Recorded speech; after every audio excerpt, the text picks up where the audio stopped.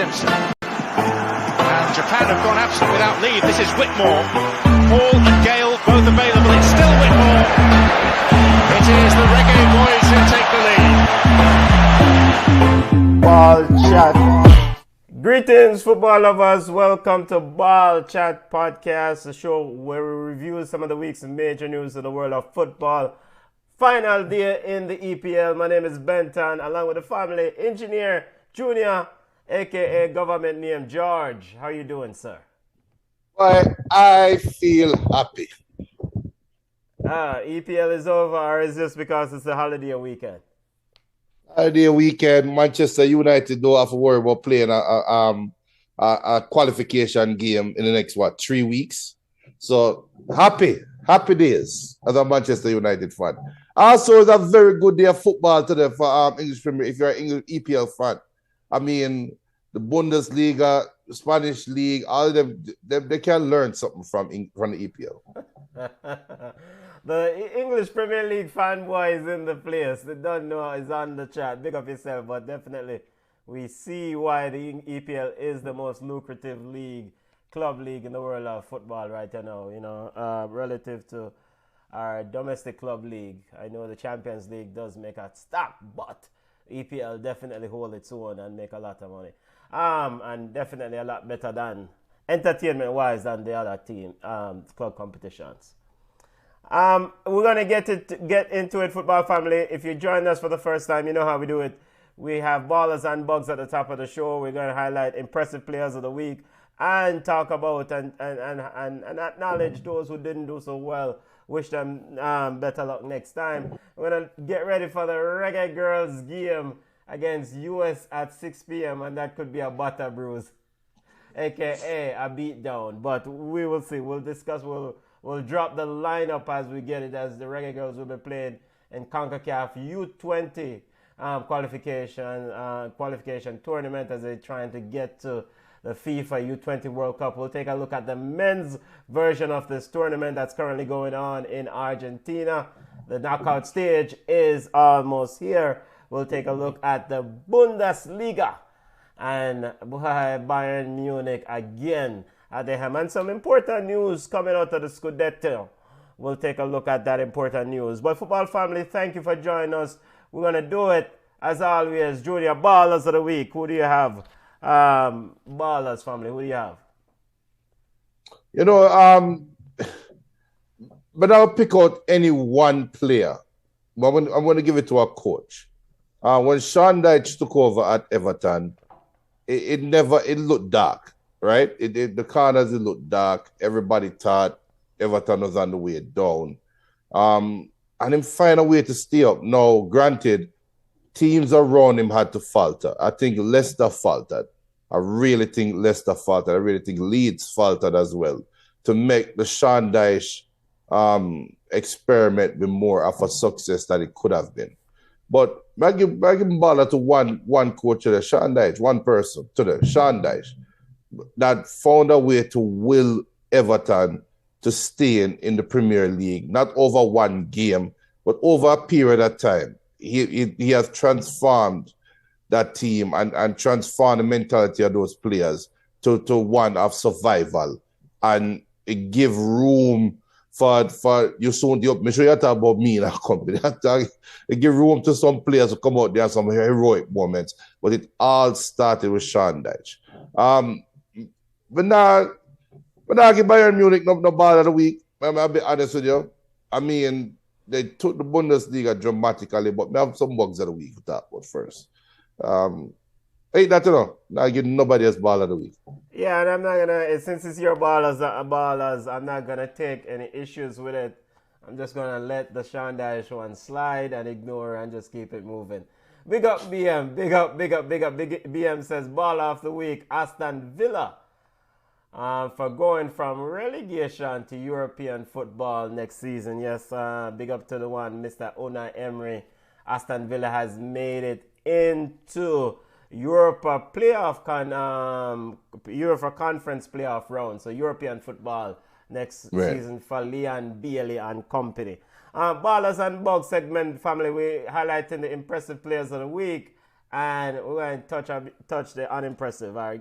Give a shout out to You know, we missed one. Yes. The playoffs game yesterday. Coventry versus let's say I try to remember the name right now. Why the name? Luton. Luton. It slipped me. Sorry.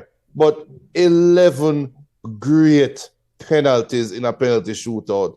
In a game where Luton should have won the game outright. Luton Town versus Coventry, right? Coventry, and it ended 1-1. Luton should have won the game outright. That's why we can't really give Luton ball of the week for making it to the Premier League. They should have beat them. Should have Coventry down by 3 by NI first half. But Coventry somehow found a way to survive the first half, found a way to come back and score in the second half. But the game got to penalties. And big up Amari Bell, new Jamaican baller in a Premier League next year. Team side, they are going to be a force to reckon with if the coach don't change the mentality. Because one thing about them, they're fit and them man they love run. But it was a very good penalty shootout. Unfortunate that a black man have to miss the penalty, but somebody have to miss the end. Here we go. Here we go. But big up to Luton Town and Amari Bell. Big up yourself, family. Oh, so BM just for the comment, BM. Ballers and Bug segment. Remember to smash the like button and subscribe to the channel if you're new. Ballers and Bug segment. If you have ballers, send them on. My ballers of the week. I can't really think of. First and foremost, this is a non-football thing. We want to give take a little bit of Junior focus sometimes. Junior definitely is the one who normally pivot away from football. But all graduates, ballers of the week to them. This is a graduation season right now in the US.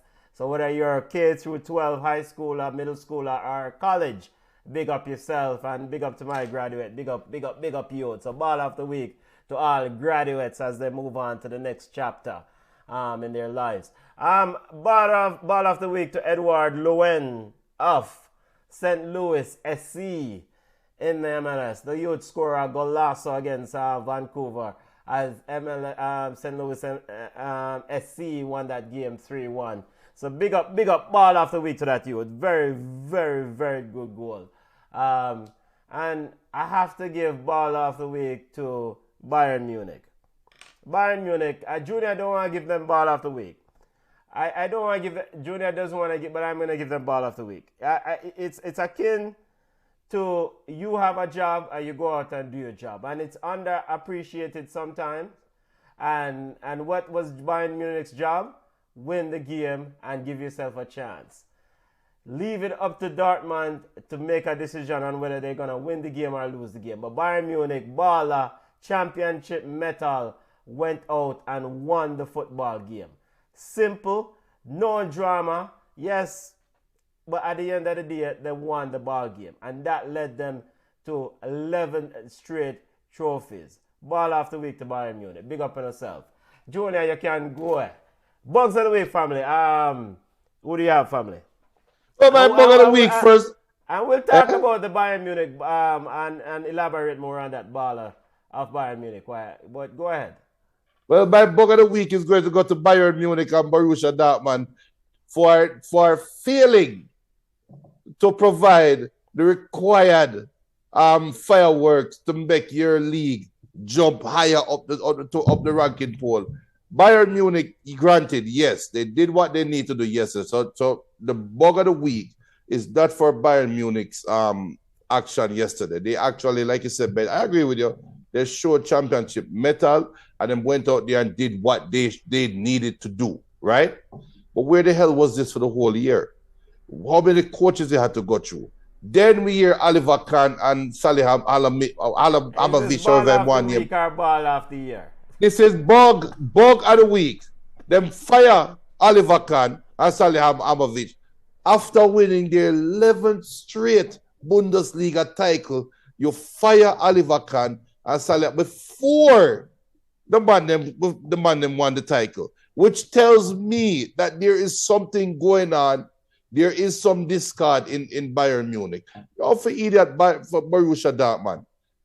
All he had to do was win. All you had to do was win. How the hell you make this side bring it down 2-0? And if it's one thing, it shows, regardless of your religious belief, a deity, God, for me it's God, Jehovah, whatever it was, it proves that him not play football.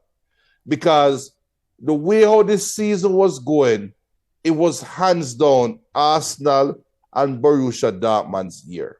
Hands down. And Napoli's year. Those three teams. Napoli secured the Scudetto. Fine. But they should not have got kicked out of the Champions League the way they did.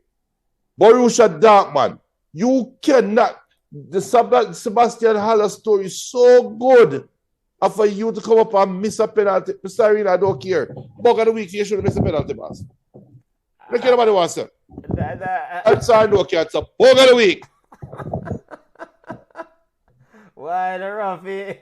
They can't even give the man a pass. Bug of the week. Ballers and Bugs segment. Keep the Ballers and Bugs coming, rolling.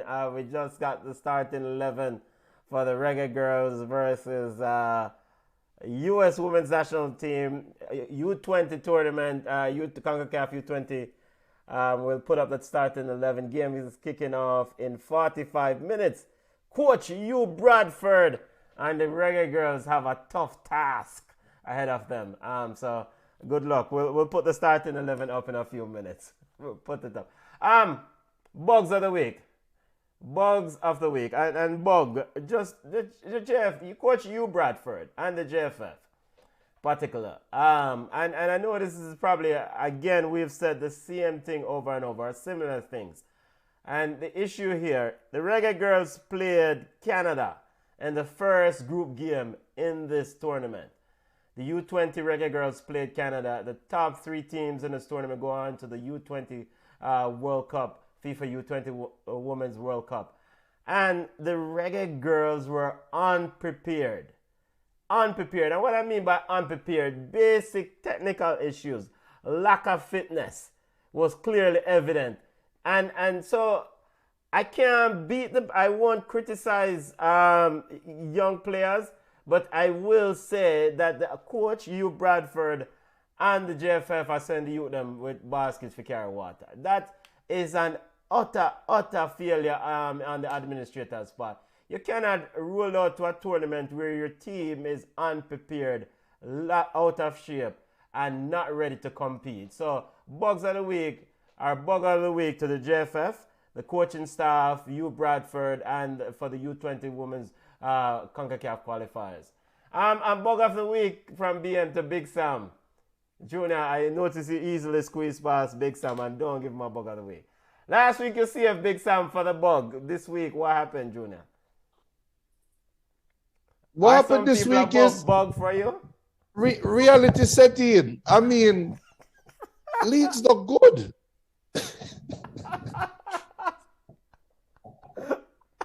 What boy you want me to say?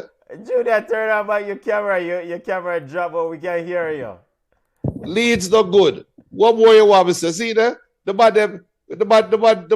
camera just drop off broke.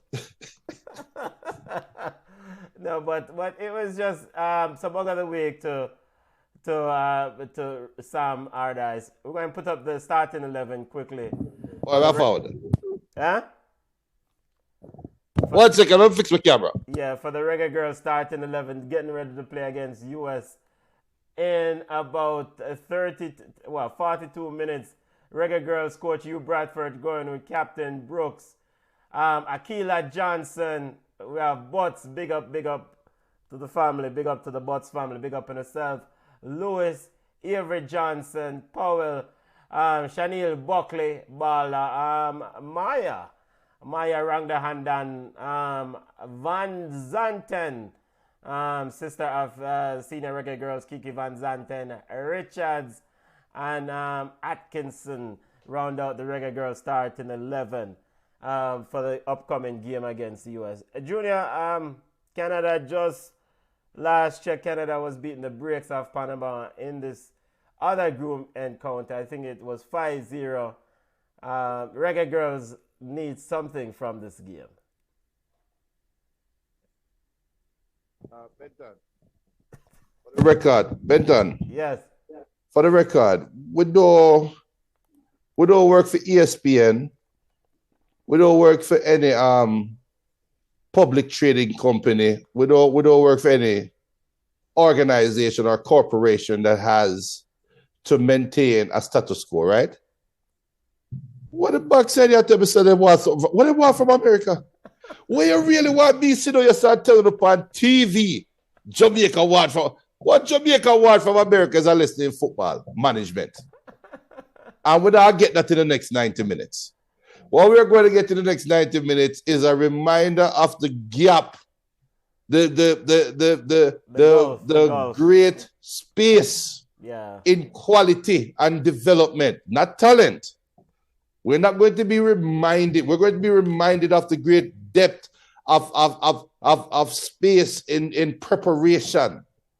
We're going to know what quality preparation look like versus PR. Yeah. That's what we're going to get. But what we can't get from what you talking about get from America? Stop it here.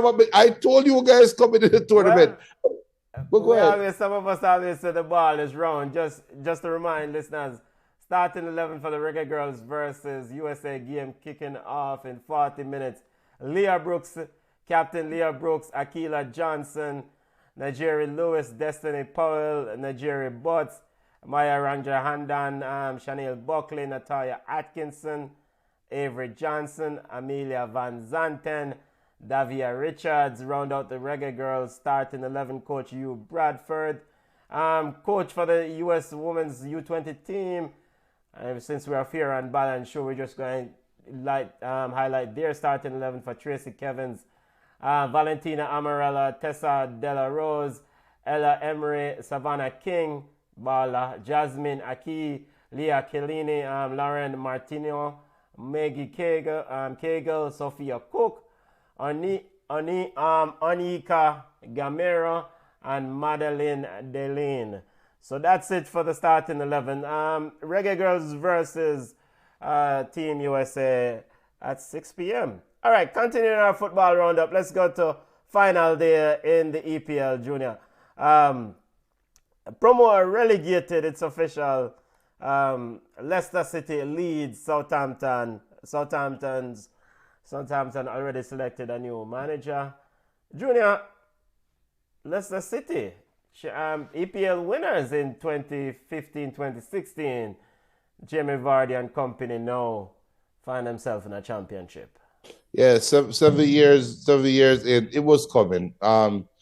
They never replaced their players. I wonder if it's the stars. They never replaced their players with adequate talent to stay up.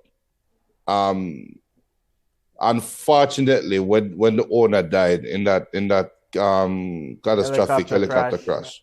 Yeah. I think that was the end of Leicester. It was a slow grind to where we are right now, where you saw it coming, the vibe around the team from a distance. It just looked like, yes, it's just a matter of time. And this year was just perfect for them to get caught. Leeds, same thing to me too. Both teams. Southampton, actually all three teams, if you really think about it.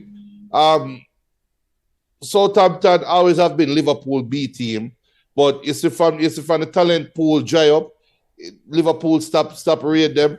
Them just say, "Oh yeah, we just stop playing Premier League football." I mean, it just feel like that, right? Yeah. Leeds though, again, another one that you saw coming. I said it 2 years ago. Should have never fired Bielsa. Should have never fired Bielsa. If you had kept Bielsa, they probably would have been back in the Premier League this year stronger than ever before. Leeds did put out a statement, club statement, apologizing to the fans. The club statement says, we know things have not, quote, we know things have not been good enough. We know we have to improve, but please be assured that behind the scenes, we have worked hard to ensure that the past will not be repeated. our focus now on how to get straight back to the Premier League. Junior, I don't know if it's too early to make an assessment whether Leeds is gonna return, but your vibes around these three teams heading down to the Championship and the potential for them to make the comeback to this thing. You see, the thing for the Championship conundrum is this. If it's just like how when a team make it from the Championship up to Premier League that first year, you normally can tell within the first month if that team, more time than that, sometimes the team get enough points to stay up within the first month or month and a half, and then them kind of taper afterwards end. But you kind of can tell which team can spark enough energy to survive the winter months, right? It's the same thing for relegation in reverse, because you know Leicester is going to be raided. You know Leeds is going to be raided. I would say Southampton is the more prepared team to fight to come back in the Premier League next year. Leeds and Leicester going to have to, one, make some decision on some players when they're going to let go right off the bat, and figure out how they are going to replace them with Championship-type players with the vibe of them being recently relegated. It's not easy, because you're going to have a Coventry out there that came so close to being in the Premier League. They are going to be fighting for players that Leeds and Leicester would think that they could get to replace. So, because Leicester going to have to replace Yuri Tillemans, guaranteed. Leicester going to have to replace the striker, not Jamie Vardy, Ian Nacho, whoever I want him. Kelechi Iheanacho. Guaranteed. Now, who are they going to replace them with? Are they going to replace them with the next Jamie Vardy that is playing in the Premiership? Are they going to find somebody in Division 3? I hope they can play out their mind. That to me is a question. Southampton, to me, I can't really, apart from James Ward-Prowse, I can't really picture a player that would say him definitely have to be replaced. And who knows? James Ward-Prowse might say, you know what, I love Southampton too much. Better play one more season for Southampton. So that's why I think they are more prepared to hit the ground running than Leicester and Leeds. Leeds, McKinney, Junior, whatever I want to name, the right back, gone. Yeah, McKinney, gone. Yeah, Junior Firpo, yeah. Junior Firpo, gone. Tyler Adams, gone. Me even think the idiot when they play for Man U, the fast boy, gone. Yeah, Williams. Yeah, they have so many players to replace. Rodrigo, gone. Leeds. But let's be honest. I mean, these players may want to go, but they just have not been good enough. I mean, no, we can say Leeds have talent, but as it's currently stacked up playing for Leeds, they just have not been good enough. There might be some sort of role players where they can find some sort of role in other teams in the Premier League and other leagues across the continent. But some of these players are Championship players, and them just think that they are EPL players. They're not. They're not up to scratch. Yeah, I agree 100%. But the problem is the door is not only open to Premier League players. The thing is this: we have no idea what was going on behind closed doors, right? We saw what the pandemic did to all the Premier League teams in 1 year, right?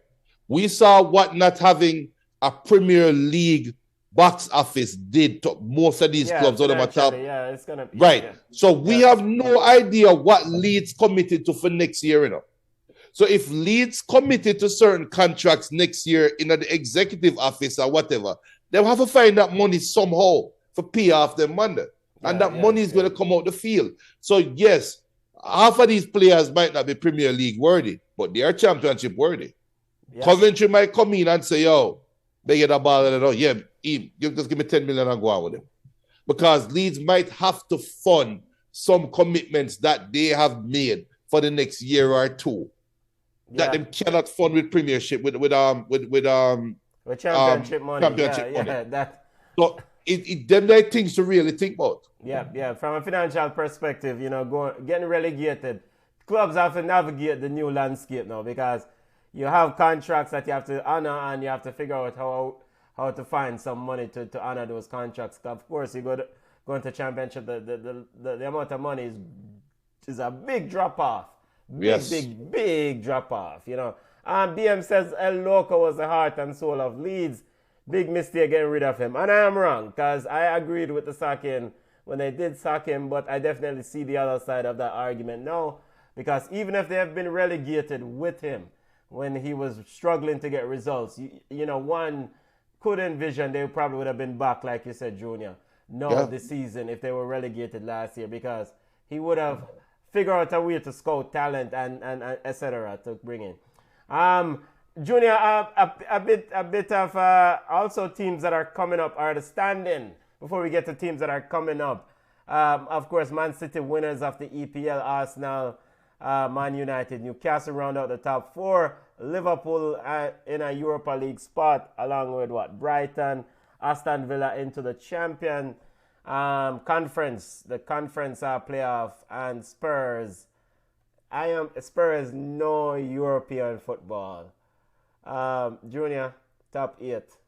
Your thoughts? And the ramification of the standing now, because things that you're looking forward to for these top 8 teams as they enter into the offseason now. You know, you said top 8, so you call Tottenham name. The thing that I found out today with I found out on TV was Tottenham is 63 days without a manager. Fired out. We forget that they don't have a manager. They don't have a manager, right? So it is. But Junior, it's a good thing you brought that up. And I'm sorry to interrupt, but it just really demonstrates how poor things are at Tottenham, how no one wants to take this job. Julian Nagelsmann walked away from it, or at least based on the reports. The coach at Feyenoord in the Dutch football, he was rumored to be linked with the job, and he went ahead and just signed a new contract with his club and just say, yo, I am not. So who will take over this and to make it worse, the coach, one of the heads of the coaching fraternity this week, Jose Mourinho, I would see him as the head of one of the world's coaching fraternity. This week, come out and really put a stake in the heart of Tottenham coaching search, and come out and say, yo, of all the teams I've coached, there's only one team I don't feel a connection with, is Tottenham. Yes, exactly. So that is basically telling every coach that, basically I said, if you're a coach and you respect me, avoid Tottenham. That's basically what the man saying. And it also showing, it's also illustrate, more importantly, he thinks, I think, what will happen to you if you're coaching Spurs. Because he said the reason for that, they didn't allow him to coach that final. He said he made it to the final and they sacked him before the final. So, Daniel. And honestly, look at even if you hate Jose Mourinho to the ground, looking at what they did to him, you can say that's karma and good for you, Tottenham. They should have never did that to the coach.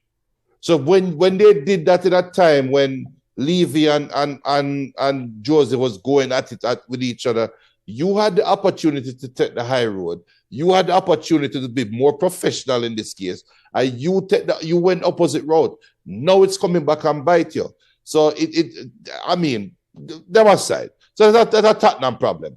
The biggest thing out of the top 8 to me is starting the season. Brighton. This story cannot go unsaid. You got raided by a Premier League title hopeful. Your coaching staff got pillaged.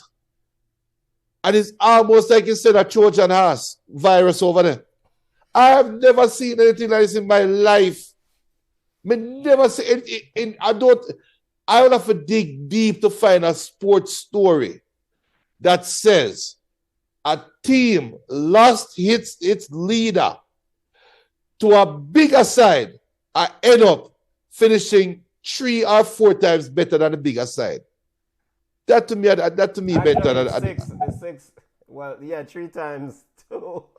They finished 6th place above Chelsea. But yeah, I agree. I that's a deserve shot. the brand of football, and he's really liked in the world of football as technically a very savvy guy. I mean, and he said, the coach of Brighton, De Zerbi, said at the wrap up of today's game, he said that, regarding Alexis McAllister and Moises Caicedo, they may have played their last game for Brighton. So, rumors, reports out there that Alexis McAllister may be on his way or may have agreed a deal in principle with Liverpool. And we're also looking at Moises Caicedo maybe moving on. Arsenal made a run for him last year. So it's a very tricky situation for Brighton, but they don't, it doesn't seem to faze them. And it's a very, Tony Bloom, the director of football, or one of the leaders of that club, they have a very good scouting department and a very good scouting setup.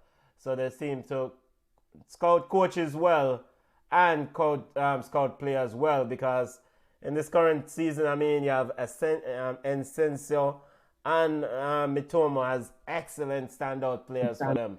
So Brighton, a very, very successful year for Brighton Football Club, as they will be playing European football first time in their in the history of the club. So Brighton, big up, congrats to that outfit. Junior is gonna switch to audio version, so he's gonna jump on. We're gonna hear from him in a second once he switched to audio.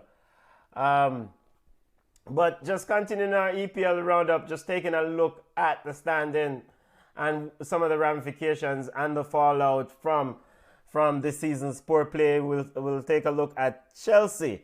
Mauricio Pochettino is apparently officially the man at the helm now at Chelsea, according to Fabrizio Romano.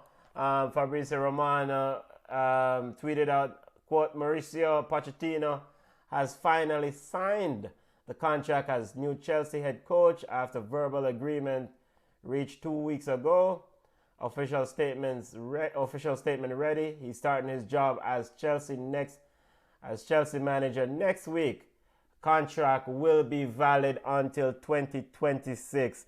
End quote. So Mauricio Pochettino is the man, and according to multiple reports, that will take over at Chelsea. He's got a huge squad to deal with and more players coming in. So he's going to have to start the heavy lifting of offloading players. They have a situation with Romelu Lukaku's contract. He's on loan at Inter Milan. And Romelu Lukaku has been very vocal on multiple occasions that he prefers to stay at Inter. And with that being said, with Romelu Lukaku being very vocal about his desires, then ultimately that makes Chelsea's negotiation kind of tight, in the sense that Inter may lowball at Chelsea since the player is aggressive about moving, and also Chelsea needs to offload players. So Romelu Lukaku's deal, and ultimately one presume leaving Chelsea, is one to watch. Chelsea also, based on multiple reports, already agreed a deal with Nkunku, French international of RB Leipzig. The deal was agreed from January. He decided to end his season with RB Leipzig. So the idea is that he will start with Chelsea in the summer. So you have more players coming into Chelsea Football Club. So new coach Mauricio Pochettino will have to figure out a way how to make the squad smaller, definitely get rid of some of these players, and for financial fair play rules and adherence, they have to make sure they try to balance that book and also get some valuable return for the cash at hand. But interesting task ahead for Mauricio Pochettino. I mean, we know he's done well in terms of building clubs and building. He did a great job at Southampton. So we know he's a decent coach. He will fight. Give him time. He will get you a very competitive outfit. He did a good job, a very good job at Spurs. Didn't win a trophy, so we'll see how Chelsea fans navigate that scenario with Mauricio Pochettino, because we know Chelsea fans are desperate and are dire in need of have Chelsea trophy sort of aspiration year in and year out. The promoted teams to the EPL, as I said, Junior jumped off. He switched it to audio. One sees on audio. We will have his thoughts on the Mauricio Pochettino joining in. In fact, I think we're going to get him back up online here in a second. The promoted teams to the English Premier League next season: Sheffield United, Burnley, of course Vincent Kompany's Burnley, and Luton Town are the teams that will replace Leeds, Leicester, and Everton. So those are the three teams that coming up. Let's see if we have Junior on the phone. Yeah, Junior, you there, family? Yes, sir. Yeah. Yeah. So quickly, your thoughts on Mauricio Pochettino, and do you have any sort of expectation? We heard reports that he's gonna be the one in charge. If I'm going to go to a limb and say this right now, and there's no secret, I'm a Mauricio Pochettino fan. I'm going to go to a limb and say this: if they are to get a striker and a right back, Chelsea will be in the top two next season. And depending on Manchester City's financial outcome over the summer and how much it affects their team, if it affects their team significantly, Chelsea can win Premier League next year. Oh, wait. What do you mean, Chelsea? Based on what, Junior? What are you talking about? Chelsea's squad is stacked. I mean, if it's one thing that Chelsea as an experiment, if we look at it as a social experiment, one thing Chelsea showed the world is the importance of a coach. And the value of a coach went up because of Chelsea and the year that Chelsea had this year. They did not mesh with Potter. That we could see. They didn't respect Potter. And Lampard, not a sense. So what happened to Chelsea when you bring in all of these talented players? You cannot buy trophies. You just can't. You can be on your way to a trophy if you bring in the right coach, and that should be the building block for a team. Look at the talent that Chelsea has. Chelsea has the more trim, fat, that add players, but I think they need a world-class striker, and they need a right back that they can trust, and they'll be that good. For me personally, they are a stacked team. Very stacked team, potential-wise. They just need direction. Big up to Kev Leslie. Kev Leslie said Everton is safe. Leicester, Southampton, and Leeds down. Yes. Kev Leslie says Junior smoke rum. We don't know. All right. Remember I said so. But bug of the week also to Modric. We went through the Ballers and Bug segment. Chelsea's player Modric, he posted a video on social media of one of the trainers or one of the assistants in the Chelsea setup working out and was clowning the person. So bug of the week for a player who have not done anything, or is not general for clown people, but bug of the week. Least of all person is to be clowning people who working out. So Modric, Chelsea's player, big transfer. Arsenal may have dodged a bullet there, Junior. Junior, regarding the promoted teams coming up next year, just want to get your thoughts on the promoted teams. Vincent Kompany's Burnley is up. Also Luton Town is up, and Sheffield United. Quickly, your thoughts on those teams coming up. I think it would be a toss-up to say which team. We normally joke and say one of those three teams. They just come up for this, go back down the next year. I really don't see that happening out of these three. sentimental reason why for companies still, because more than the career he had as a player.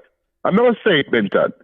We have a support, which we do. We support our coaches, but a little extra support have to go out there for a coach of color in a European football in league. With all of these racism things that we see, what we have going on in other leagues, it happened in England too. But them, I think they do a good job of not reporting most of it, to be honest. But we have to really support company and other black coaches out there. And I think, not to go off topic, but I think one way to quell racism, hire more black coaches. So if company can come up and be successful, remember, and that's why I look at Brighton with some form of a side eye, to be honest, because I remember they had what the name slipping me right now? Hughes. The black coach, right? Yeah, that's I know right what before you're talking, Potter. not Hughes, but Kevin is Kevin. Yeah, but they had him before, and then they mysteriously, because it's not like Brighton was down to get relegated, they fired him and moved on. And to be honest, it ended up being a good decision because Potter came and bumped them up a little more, and look at where Brighton is now. But we need to support Chris Hughes and Utah, yes. So we have to support company. And so that's where my support lies behind Burnley. Now, Sheffield, Sheffield is one of them traditional teams where we grew up watching football Sunday. We rather talk about Sheffield Wednesday, Sheffield United. So they have a sentimental side for them too. And I like Luton. Me personally like Luton. So I think exciting times ahead next year. Everton survived this year. Nottingham Forest survived this year. To get ready to fight again next year. All right, football family, continuing our roundup. We just want to remind the listeners, Reggaegirlz U20 Reggaegirlz team will take on the US at 6 p.m. Game kicking off in about 15 or 16 minutes or so. Reggaegirlz starting 11: Brooks, Johnson, Butts, Lewis, Johnson, Powell, Buckley, Raghanadan, Van Zanten, Richards, and Atkinson. That's the starting 11 for Coach Hugh Bradford. All right, we continue our football roundup. Junior, over in the Bundesliga, another Bundesliga season, and Bayern Munich is crowned are the champions of another Bundesliga season. I mean, we spoke about this at the top of the show. The reason why I give them the ball of the week, and the simple fact is this: sometimes we dismiss that this team should win, but winning, you still have to go out and do it. And Bayern Munich went out and did it yesterday. And we saw the fallout of this title race. They fired Hassan Salah Hamazic, and they fired Oliver Kahn, sporting directors. But I have to give them credit. I mean, they knew that the only chance I had to win the title was to win. If Dortmund won the game, then this would be nothing else to talk about. Dortmund would have won the Bundesliga. But I have to give them credit, Junior. They went out and won it. 11 in a row. Yeah, you have to get 11 in a row. I saw a stat where must have like Kingsley Coman must have like 12 titles and him to reach 30 at time at 27. So yeah, for the players, because especially when it coming to a title race like this and you winning 11 straight, some of those players have won. All of those players have won multiple titles. You could almost give them a pass, but for just tanking the last game, right? You could look at them and say, "Yeah, I understand why Uno wouldn't do this." But for them to come out and show the character needed and win the game at the death, it's not like so they blow the side out of the water. You know? They have to come back and win the game at the death to secure the title. To me, speaks of their character. I questioned the players' characters earlier in the year when I said that it cost them coach the job when they will lose a game them shouldn't lose, and then tomorrow go out and play a stellar Champions League game. And I put that as a question of character. Now, Benton, I think you set yourself up, because if I am right at the time that the player's character should be called to question, is it then that Thomas Tuchel influence has helped them secure the title yesterday? I think Thomas Tuchel exercise should get some credit for winning this title. And I don't know what happened in the locker room. I don't know what happened this last week in training. But there seems like there's some power play at Bayern Munich. And this is probably the reason why Oliver Kahn is out of a job currently. Because he was prevented, according to him, he was prevented from traveling with the team, from celebrating with the team. And I think that this is Thomas Tuchel's power play. We know he joined the team late in the season. And so now he's coming down to say, okay, let's win this title. And let's start make some decisions and get some people out of the way, because I think I have to give him some credit. Here now, Some Müller gone next year. Thomas Müller gone next year. Probably. But Yeah. there are a lot of decisions that need to be made at Bayern, and I don't know. The leader Heiner. Said one of the leaders said, quote, "We exchanged views with the board and the supervisory board. We saw warning signs and decided to start the new season and part ways with Oliver Kahn and Hassan Salahamidzic," end quote. So I chopped this down to a power player. I think Tuchel wanted to go into the new season without these two men involved in player selection and decisions on player coming in and going out. And so now he can then decide who he wants to ride into the season with.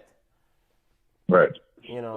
And the funny thing about it, now the elephant in the room is Sadio Mane, right? And I Right. want to hear your thoughts on Sadio Mane. He didn't have a very good year as we expected him to. The well-documented bust up with Leroy Sané. I think players get treated different than executives though. So they get a chance to wipe the slate clean.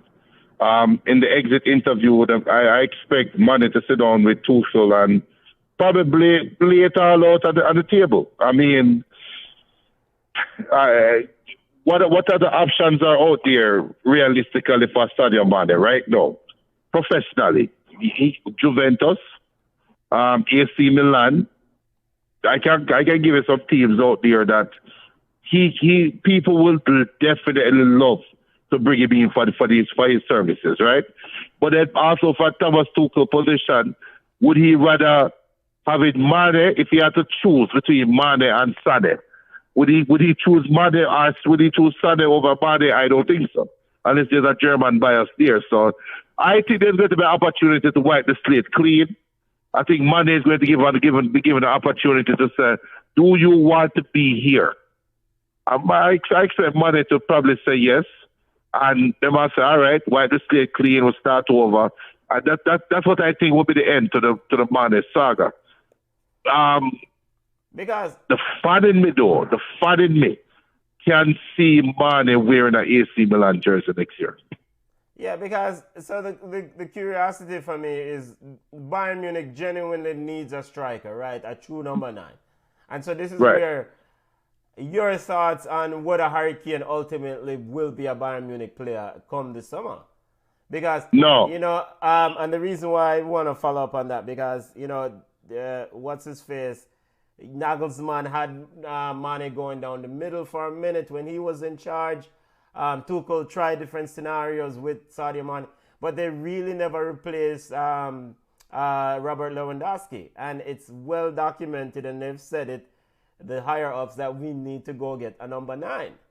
So right. does Sadio Mane now becomes a casualty of the search for a number 9, because potentially you could see they potentially try to use that funding from a Sadio Mane move to secure the services of a true number 9? Well, first of all, I don't think Harry Kane will go anywhere outside of England because of the contractual obligation. That money is just too high. I don't think any club outside of England. I could be wrong. But the search for number 9, I don't think, me personally, I don't think Bayern Munich need to hire a big name baller. They just need to find a scout, a hungry striker. You don't need to have the biggest name in the world. Look at the talent on that squad. Anything that Mane will be a casualty of will be a casualty after just too many wingers. Because Mane is not an out and out number 9. Mane is a winger for me. You have Sane, you have Kingsley Coleman. Yeah, you have my boy, the Canadian boy can be a winger too. So you have too much. Davis, yeah. Alfonso, they are stacked on the wing. How crazy would it be for Sebastian Haller to come Bayern Munich? Crazier things have happened. If you want to talk about big name strikers. But I don't think Bayern Munich need to go for that big name guy. Just go for a brother who just love score. Find somebody who just love score. Well, it has to be more than just love scoring. It has to be able to score. You love score goals, but you can't score. Well, that is true. That's where the scout have to find that extra difference. All right, continuing on around the football family. In Germany, it's well documented and well reported that Jude Bellingham may have played his last game for Dortmund and be involved in his last season for Dortmund. Dortmund came close. Junior, the landscape, if this actually goes through, him moving on from Dortmund to Real Madrid, word is that the deal is going to be wrapped up early next week. Junior, your thoughts on this, and what sort of void does a Jude Bellingham leave in that Dortmund midfield, providing that he does move on to Real Madrid? It's the same type of void that Erling Haaland left. It's the same type of void. I think Gundogan was there at one point, right? Yeah, Gundogan was there. It's the same type of void these players leave. I love Jude Bellingham as a player. I would love Jude Bellingham to come to Manchester United. But from a Borussia Dortmund perspective, been there, done that, seen that, right? From a Real Madrid perspective, if Real Madrid is to secure this signing, look at that middle three. I mean, I look on Cruz, and I would look at my boy and Madrid and say, look, a testimonial next week, We don't want no discussion. We don't no conversation about phasing in and fading it, because we're not barber. Just have a testimonial next week and go on board to the business. Because we're not seeing Camavinga playing left back. We're never see Chouameni sitting on the bench when we need to win a game. And Jude Bellingham are going to play. So come on, man. That midfield can be scary. Scary indeed. Junior, continuing football roundup again. Football family, Reggaegirlz versus USA kicking off in a few minutes. I want to say about 5 minutes kickoff time here. Game is on Fox Sports 2, CONCACAF U20 World Cup Qualification Championship.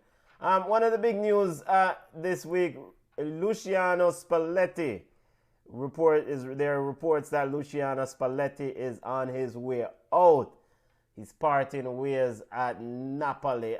Junior, if this is true, are you shocked by this, brother? How can Napoli let a man like Spalletti move on? But the question will become, where would he go? So then does Spurs look at Spalletti? Does Spalletti look at us Spurs? Okay. Does Spurs look at us Spalletti? Okay, fair enough.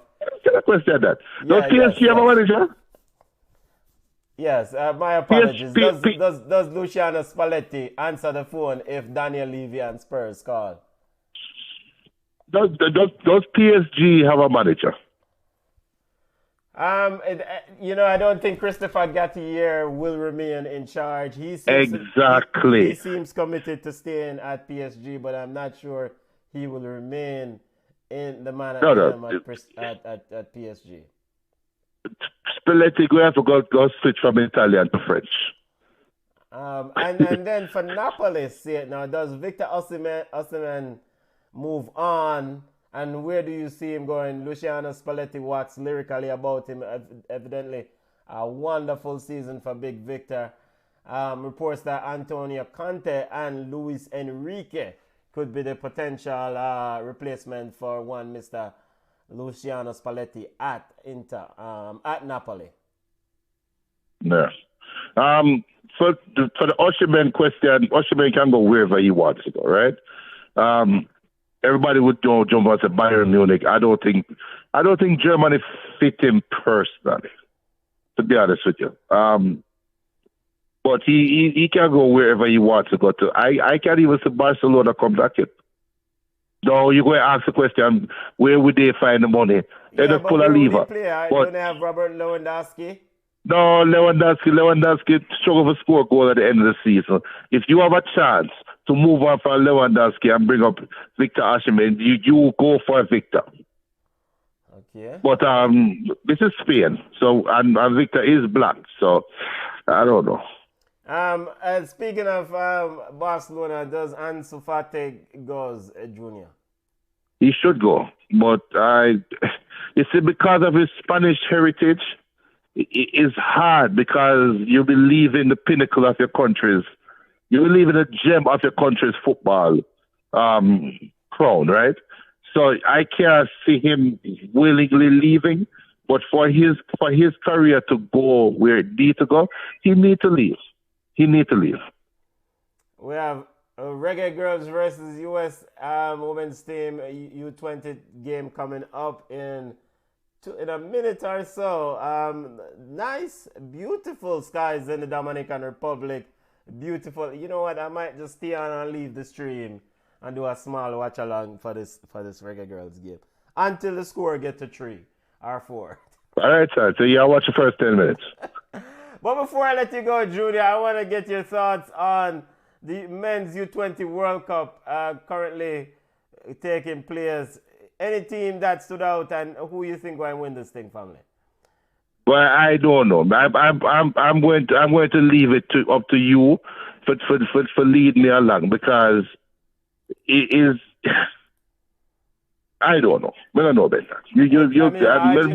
Brazil has been a mixed bag. They were played off the park by Italy last week, and then they kicked into high gear and ended up dominating the next 2 games. DR and Nigeria, they've booked their place in the next round. Nigeria. But that no worth nothing to me though. Huh? That no worth anything to me. Nigeria also booked their place in the so top 2 from each group, and the best third place teams, 2 best third place teams will go on to the next round. France and currently going on, South Korea versus Gambia, and France and Honduras currently tied at 1-1. Games that are already booked for the next round: USA, New Zealand, Uzbekistan, Israel, Colombia, Slovakia, Argentina, Nigeria, England, Italy, Uruguay, and Ecuador are both waiting opponents, and Brazil is also waiting an opponent. USA versus Jamaica. Reggaegirlz walking out, but Junior Reggaegirlz don't look too confident at all. But you know what? Let me be that guy before we leave. If you're going to be a coach, you have 11 players, right? And one player on a football team is the most unique player. There's one player on a team is the most unique. That's your goalkeeper, right? That's the only player that is allowed to use her hands in this case, in the 18-yard box, right? If they coach a team, they have to find a player with that unique ability. We don't understand how we keeper can use our hand them. Are you suggesting a stop box sort of approach, Junior? Just park and try to get something out of it. U20 game coming up, family. What I suggest is we sit back and watch and learn. And let me tell you something. When we watch the all-time Team USA, that the Mia Hamm, Brandy Chastain, Julie Foudy, that what great 1999 Team USA team, right? When you look on the woman, then when they walk out on the field, and you look on the other players in the other jersey, you just don't say no, they've not had a chance. We need to look at how these players are developed and learn from it.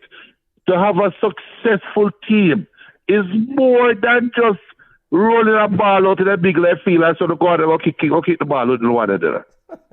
It's more than that. It's more than that. You have to go out and you have to develop these players. And they need to learn that. So the federation, I beg you to please, man. Have some pride, man. Sure. Empty stadium inside the yard. Junior, before we let you go, wanna get the joke. I saw this joke and I wanted to share with you. On Twitter today, Chelsea's admin tweeted Leeds admin live. It certainly does. So just to give a bit of context, Chelsea played Leeds in the EPL in August 21st, 2022. And you remember that game, Junior? In 3 minutes, Leeds scored 2 goals. Goals from Aronson and goals from Rodrigo. Leeds Twitter admin tweeted to Chelsea admin, quote, life comes at you fast. Fast forward to the end of the season. Now that Leeds is relegated, Chelsea Twitter handle admin tweeted, it certainly does.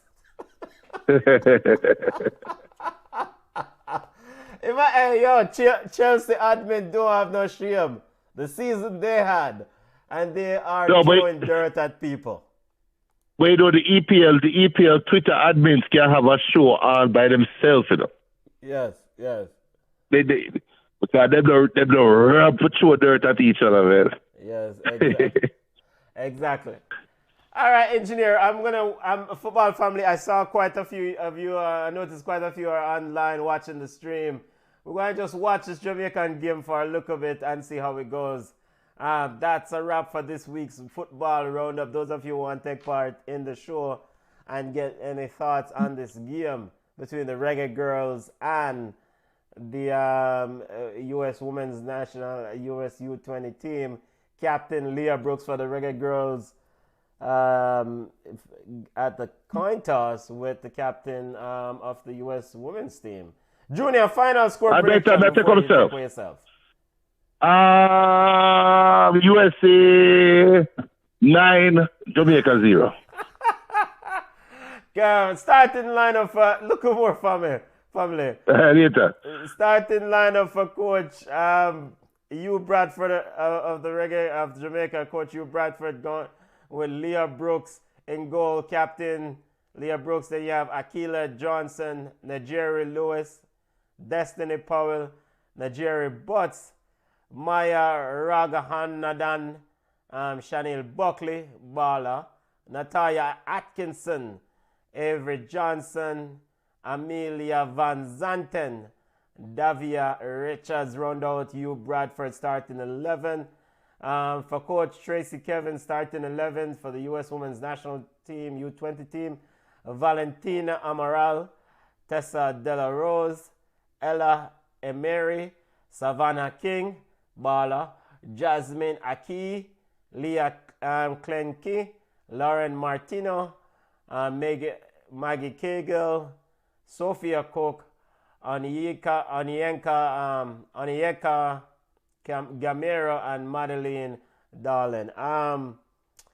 Football family, I'm just gonna watch this game for a little bit. I don't expect any sort of upset. I'm just gonna watch this game for a little bit between the Reggaegirlz and the USA. 0-0, and the game is broadcast on Fox Sports 2 if you're in the US. The game is currently streamed on Fox Sports 2. USA playing them around the ball at the back. Ball is with goalkeeper Valentina. Now the ball is sent wide. Kegel. US down on the attack on the left side, cut inside. Reggaegirlz intercepted. And Reggaegirlz comes away with it. US definitely up in the pressure. Definitely a minute into the game, and US definitely in the ascendancy, at least going at the Reggaegirlz. Football family, we're just going to watch this U20 game. We see an image of Coach Hugh Bradford.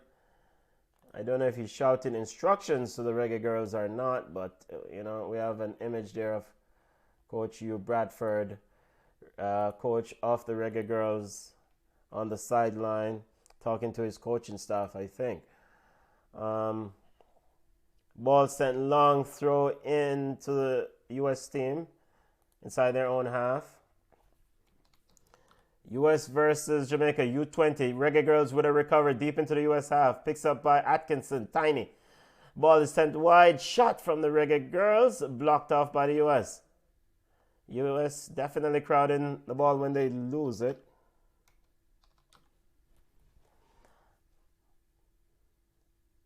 Ball now sent long. Reggaegirlz now ball deep into their half. Taken away by Onyeka. Onyeka on the right side gets into the Reggaegirlz box, 18-yard box. A shot from outside. Hit the post. Goalkeeper Leah Brooks did not move for that one. Ball into the box. Leah Brooks collected it after spilling that one. So USA with the first threat on goal there. Shot from way outside the 18. Hit the post, family. So Reggaegirlz 0. Reggaegirlz desperately need a victory to have a chance of going to the U20 Women's World Cup. Reggaegirlz lost their first game against Canada. Score is 0-0.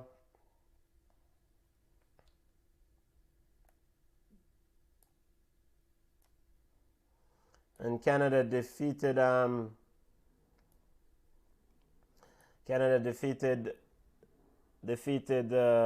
Panama earlier in the other group encounter earlier on.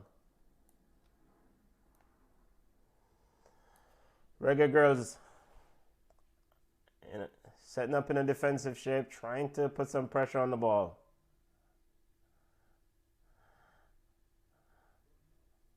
Well, I mean, the good thing about it is that Team USA have not scored yet, so that's a good thing. I mean, and again, just to reiterate, I don't expect the Reggaegirlz to get anything out of this game. I mean, I don't expect the Reggaegirlz to get, but I mean, I've been wrong many times, so it would be great if they can, but it's the gulf between these two teams, is something that. Ball is picked up in midfield by Powell. Powell sends it back, looking for, sends wide by Buckley. And it's out for a throw to US. Reggaegirlz 0-0 between the Reggaegirlz and US. We're 5th minute of play. Looking for the long ball over on the right. Onyeka. Onyeka is definitely someone that US is looking for. She's definitely a live wire on the right side. Ball is picked up. Reggaegirlz definitely holding their own. Looking for a long ball over, looking for Atkinson. Picked up by the US Kegel. Kegel trying to turn around. Cleared off by the Reggaegirlz. Raghanadan. Reggaegirlz are definitely seem a little bit more competitive when, as I said, that the ball is cleared out for a throw given away to the opponent. But they definitely look like they're more locked in for this game. I can definitely say that from the early observations.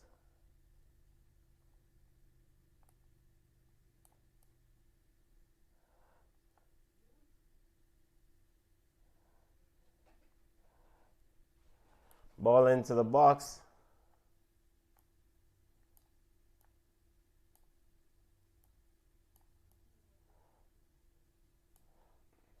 Here comes the Reggaegirlz dribbling at. No, ball sent wide, but USA runs back. Ball now cleared out as Jamaica is definitely playing a lot better. I can definitely see that there's a massive improvement between this game and the first game. A massive improvement between this performance so far from the Reggaegirlz and the game against Canada.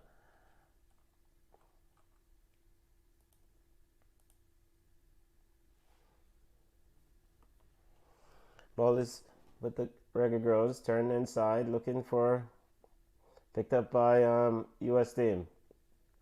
Cagle to Della Rose, trying to send it to the middle. USA looking to get behind the Jamaican defender. And Jamaican defender, very good strong effort there by the defender, by Butts. Reggaegirlz playing quite well, but just a heavy touch. Ball is sent wide. And out for a throw to Team USA. I think the Reggaegirlz is playing a lot better, family. They are playing a lot better. And I mean, some might, one would say probably that's expected because they are playing for their tournament lives here. They're playing to survive in this tournament. From the shape of things, it looks like the Reggaegirlz is going with a 4-4-2 formation. On the left side, you have a Nigeri Butts who is able to get that ball out. And you have a throw into the US. Ball is with Sophia Cook. Now finds Onyeka. Onyeka down the line, cuts inside. Onyeka turns it back in and across into the box and headed on and almost out for a goal kick. But Jamaica definitely putting pressure on the ball. Akila Johnson putting a bit of pressure there on Maggie Cagle as Cagle tried to go around Akila Johnson, but ball is out for a goal kick to the Reggaegirlz. Or offside. Maggie Cagle was in an offside position. BM says it's only 6 minutes. I'm talking too soon about improvement by Jamaica. But 6 minutes improvement relative to what we saw last time against Canada, right? That's all the comparison, BM. But yes, I definitely don't want to get ahead of myself, BM. That is exactly true. I don't want to get ahead of myself. I will say that the Reggaegirlz are actually pressuring the ball a little bit more. They're closing down a lot more quicker. Definitely getting into the tackles. So, I didn't see that a lot against Canada for the entirety of the game. So, this is the reason why I said there are some improvements, family. But I definitely understand that it's too early. Ball is on the left side. Now inside the midfield with US. US trying to send a long ball, looking for Onyeka, who's getting behind. By the way, how are Jamaica gonna make an American player outrun them? I mean, Jamaican's supposed to be sprint factory. Onyeka is definitely a live wire down the left side. Shot in! And a goal! And that's Onyeka crossed. She's definitely a live wire. And the USA have taken the lead. Onyeka, a busybody down that right side. got defender Nigeri Butts all over the place there. USA with the lead, family.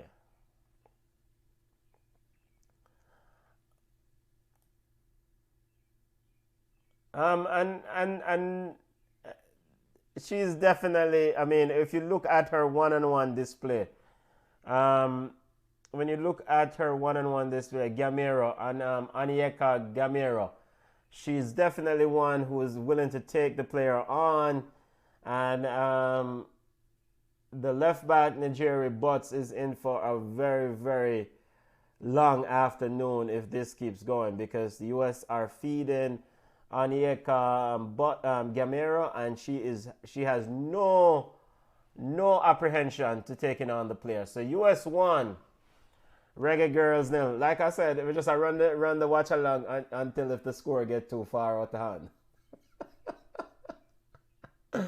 Here comes Dela Rose looking, trying to find Cook. Jasmine Akey there for the US, and ball went all the way through to Leah Brooks. Brooks sends it long for the Reggaegirlz.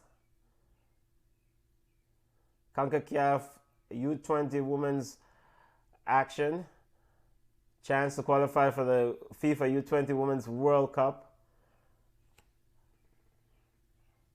Canada defeated Panama 5-0 earlier on. Top two teams from each group will go on to the next round. Ball long over, looking for Onyeka again, who's charging in. Goalkeeper Leah Brooks came out and picked up that one.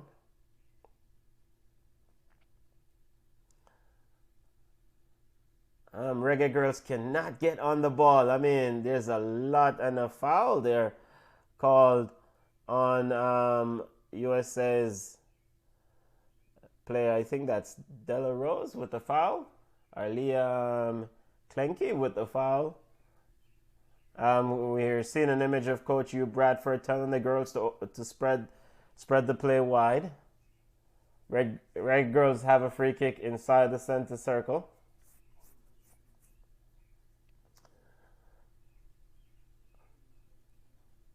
The ball sent long in and all the way to goalkeeper Valentina Amarella's arms. Amarella looking around. That kick was taken by Nigeri Butts is the one who took the kick. Now USA playing around with it at the back. Ball is with Maggie Kago.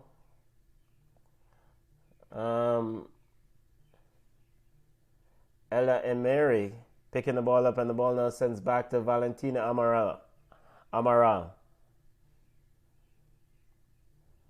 Tessa Dela Rose picks it up, sends it wide, looking for Onyeka. Onyeka down the right side again.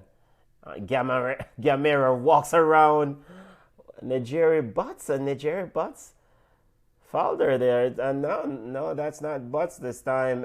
I mean, Richards is the one who fouled Onyeka. I mean, the Reggaegirlz cannot cover this kid. They cannot cover this number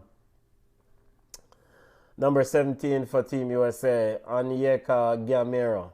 She is something else down that right side. Kick to the a corner kick to the was given, not a free kick. So corner kick to USA. Ball sent into the box, and a clear header missed by, I think that's Dela Rose that missed the clear header. Actually, Madeline Dolan that missed the clear header. That should have been 2-0, but she missed it. Reggaegirlz does not looking too good here. Apparently the coach is using some colorful language on the sidelines per reports. Here comes the US trying to pressure Reggaegirlz. Reggaegirlz trying to get Rangadan on the ball. Picks up in midfield by Atkinson. Atkinson looks to send it wide.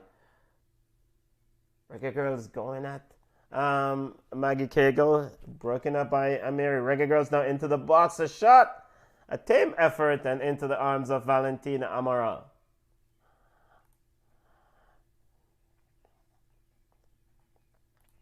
We're 16 minutes into the game.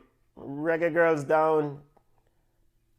And the referee called, I think, an offside there, or a free kick, but it's a kick to US restarts play. Ball is Maggie Cagle. Maggie Cagle again looking for that wide sides finds Onyeka Gamero. Gamero cuts inside and a shot! And over the top. I tell you, it's interesting watching this young player. I need to look up her bio because she is the Jamaican player on the left side of the Jamaican defense. They are breathing heavy so far because they are in for a warm afternoon playing against Onyeka Gamero.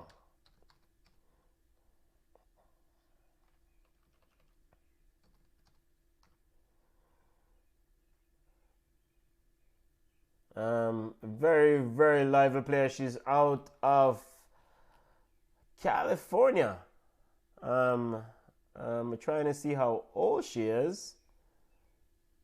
She played in the U20 tournament in 2022. So, of course, and she's of Nigerian roots. Onyeka Gamero makes history. US U17 player. Has written her name in the history books. Have some Nigerian heritage there. So, definitely a live wire down the left side as a corner kick to the Team USA again because of her hard work. Ball sent into the box. Headed away by the Jamaican defender. And it's out for another corner kick now from the other side. Reggaegirlz all hands on deck.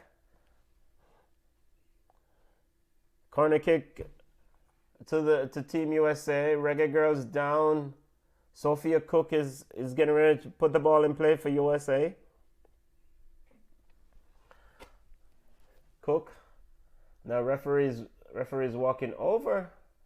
Now we're getting ready to restart. US players moving around. Short corner taken. Ball is knocked back to Cook. Cook now looks to sends it into the box. There are 3 US players wide. And a bounce off the ball. A free kick is called.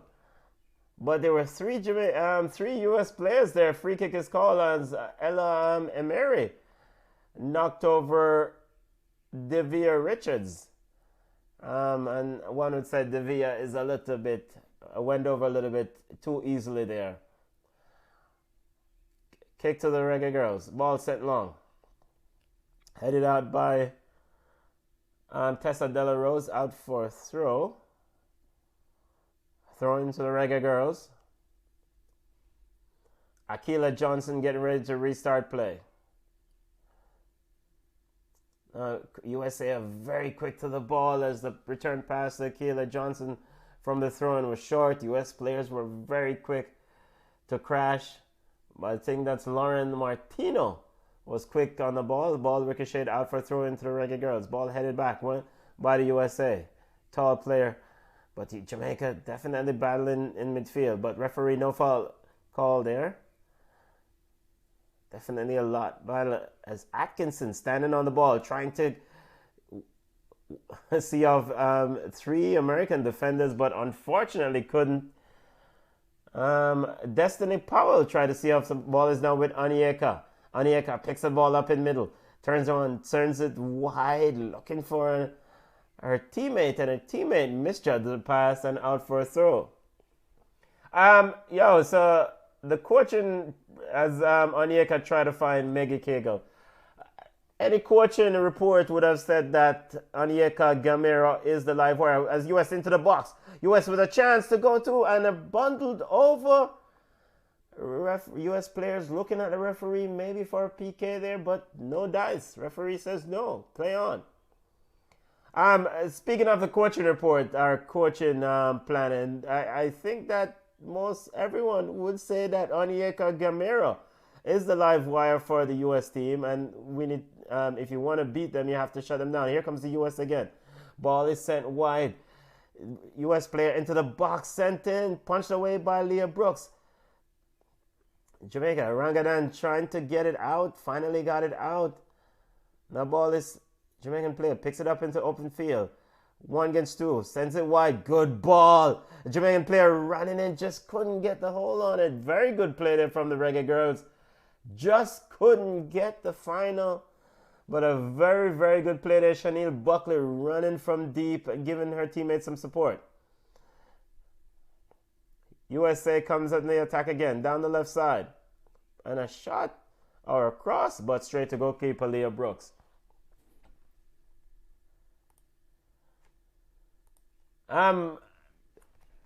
Still 1-0 USA ahead of Reggaegirlz. I said I will keep the stream on the watch along until it gets to 3 or 4 or out of hand. Junior predicted it will be 9.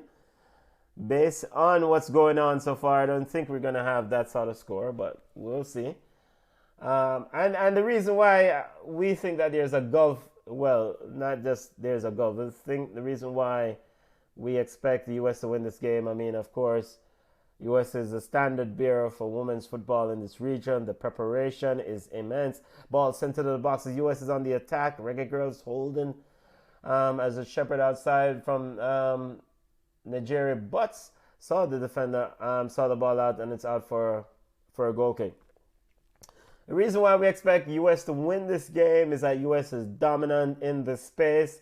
Referees having a discussion with Jamaica's Akeelia Johnson before play restart, getting ready for a goal kick for goalkeeper Leah Brooks, who's taking her time. I don't know why Leah is taking her time. Jamaica is down. Maybe just trying to let the young ladies gather themselves. Ball is headed back towards the Jamaican goal. A big presence in that midfield from Sophia Cook. Sophia Cook definitely a very huge presence. Ball into the Reggaegirlz box now, trying to shield it off. And into the arms of Leah Brooks, Jamaica's goalkeeper. She sends it long, looking for Buckley. Intercepted by Team USA. Ball sends wide, now looking for Onyeka. 3 Reggaegirlz around it, and a kick is called. Seems like an infraction there by a US player. We have number 17, Onyeka Gamero. What a player. She's been very lively. Have an assist on the US goal. US goal scorer. We'll tell you, Madeline Dolan with the goal scorer, but it was all Onyeka Gamero with that wonderful work. Definitely did her thing on that. Ball sent into the box. Reggaegirlz on the attack. Cleared out by a US team. And a referee called a foul there. Or free kick. Savannah King seems to be the one that went down. USA knocking it around at the box. Ball is sent wide to Onyeka. Now she goes at Nigeria. Now she's dribbling. She gets around Nigeria with an ease of pace into the box again. A little bit over the marker. Football family, this player is lively. She is lively. She is absolutely lively. Onyeka Gamero. She is a live wire down that right side for Team USA. Ball sent into the box. King. USA trying to take a shot. Intercepted by the Reggaegirlz. Head away. Now ball is with Gamero. Onyeka Gamero quickly passed to her teammate. Her teammate couldn't get it under control. Sent long by the Reggaegirlz. Now back into US position. US knocking it around close to midfield. Ella Ameri stepping into Jamaica's half. Ball is set wide to Onyeka Gamero again. Now she's facing up her defender. Dribbles around the defender into the Jamaican box, sends it across. And a good block there by the Jamaican defender. I think that is Maya. And again, Onyeka very, very lively down that right side. I mean, Jamaican coaches have to do something. You need to either have a double team her, but you cannot have her go one-on-one with players because she will destroy a player anyone on that Jamaican left side. She will destroy them one-on-one based on what we've seen so far. I cannot let her go one-on-one. There has to be a double team. Somebody needs to shift over. They're playing a 4-4-2. One of those midfielders, holding midfielders, need to shift over and help. Ball sent to the box from a corner kick, punched away by Leah Brooks in goal, and a shot way over the top. So, Coach Bradford, somebody needs to send Coach Bradford a page and let him know, say, the left back for the Reggaegirlz, Miss Butts needs some help. Nigeria Butts needs some help on the left side because Onyeka Gamero is just outstanding, and she eat her food, as they would call it. Eat her food. Ball sent long for the Reggaegirlz. Chanel Buckley trying to get in the middle of things, trying to find Atkinson. And overcooked Reggaegirlz. Akila Johnson pushing hard and was unable to keep it in play and throw out for Team USA. Amelia Van Zanten, I didn't know Amelia did that play a box cover. Was the one who was crashing hard on this play. Of course, her sister Kiki Van Zanten plays for the Reggaegirlz. Ball is with the US. Savannah King. Savannah King finds a good knock in from the US, crashing at the Reggaegirlz, and a shot from way out over the top there. As a shot there from number 20, Sophia Cook. Yo, our Sophia, our shadow. Give the ball to Gamero. I'm to them. Give the ball to Gamera. She's the engine. She's the straw that stirs this drink. Goal kick to the Reggaegirlz. Leah Brooks send it long. Headed out.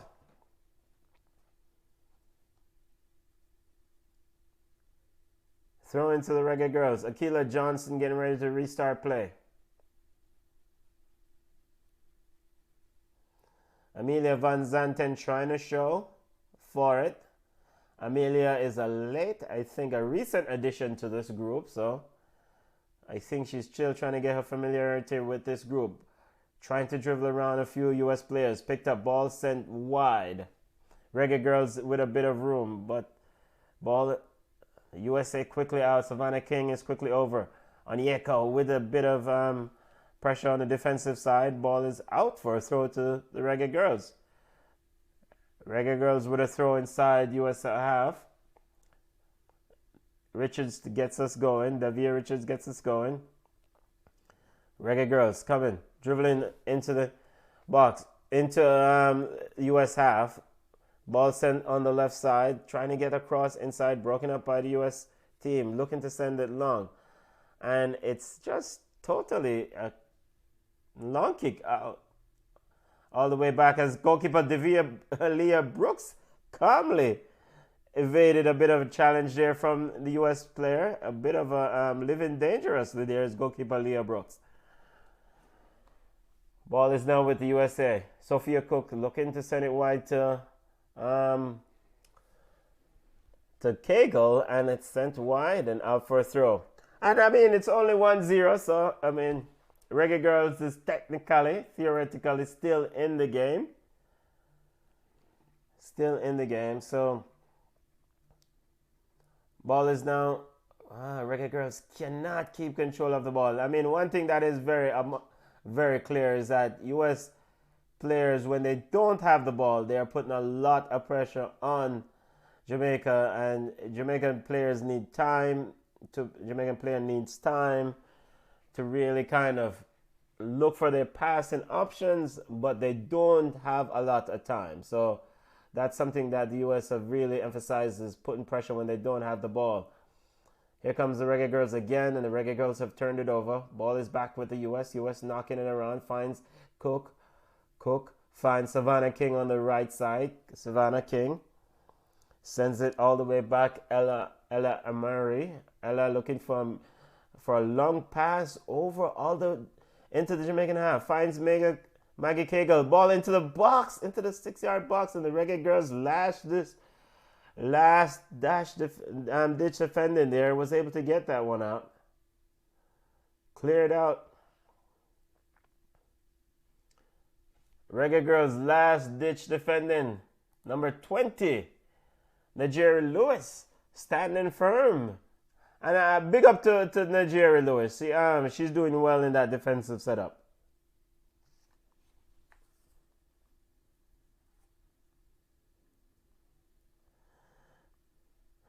Just a reminder that Jamaica needs something out of this game to have a chance of going to the next round. Canada defeated Jamaica in the first encounter. US player Reggaegirlz trying to walk around Akila Johnson, and Akila Johnson took the player out on the edge of the 18. A very good sportsmanship there by Nigeria Lewis. Akila Johnson took her out and just walk away.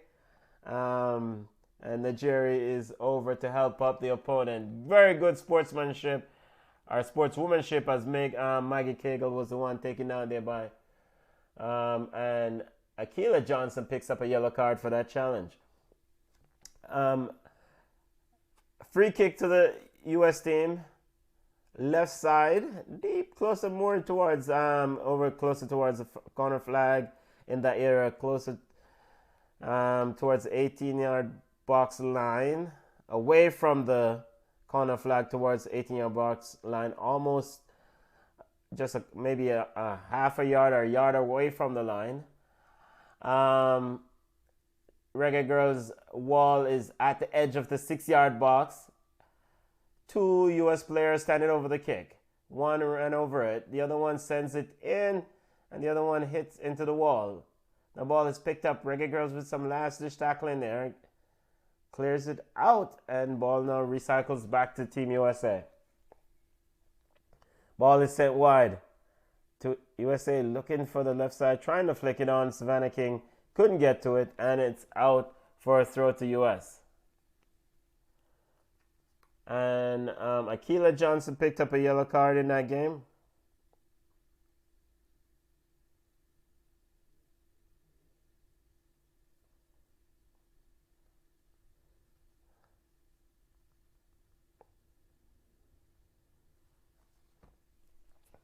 Ball is and a free kick as Savannah King knocked over. I think it's Avery Johnson there. Was fouled by Savannah King. Avery Johnson, I think, was fouled by Savannah. Free kick to the Reggaegirlz inside the US half. Reggaegirlz getting ready to restart play. Let's see who's getting ready to.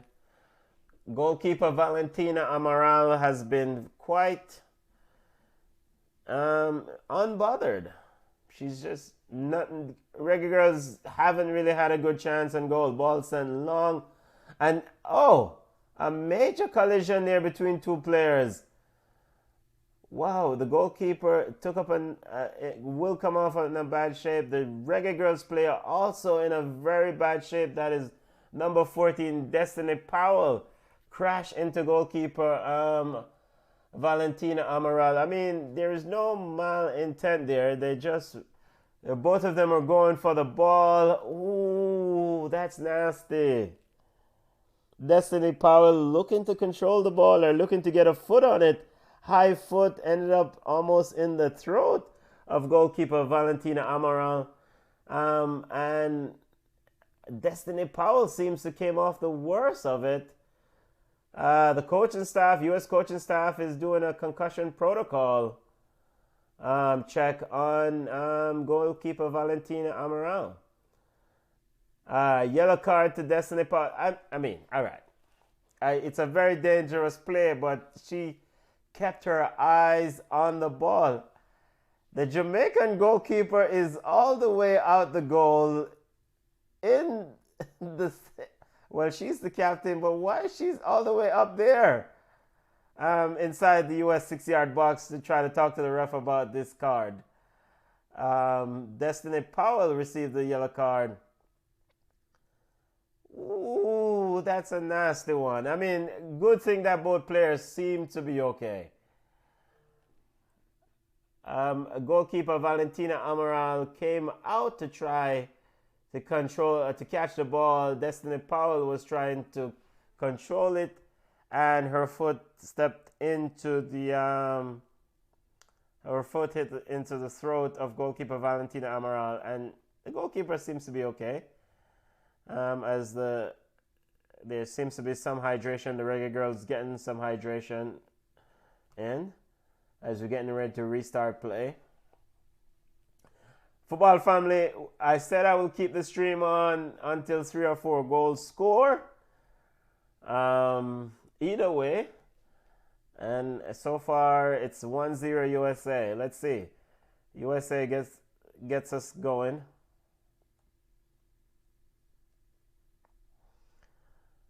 Ball is sent.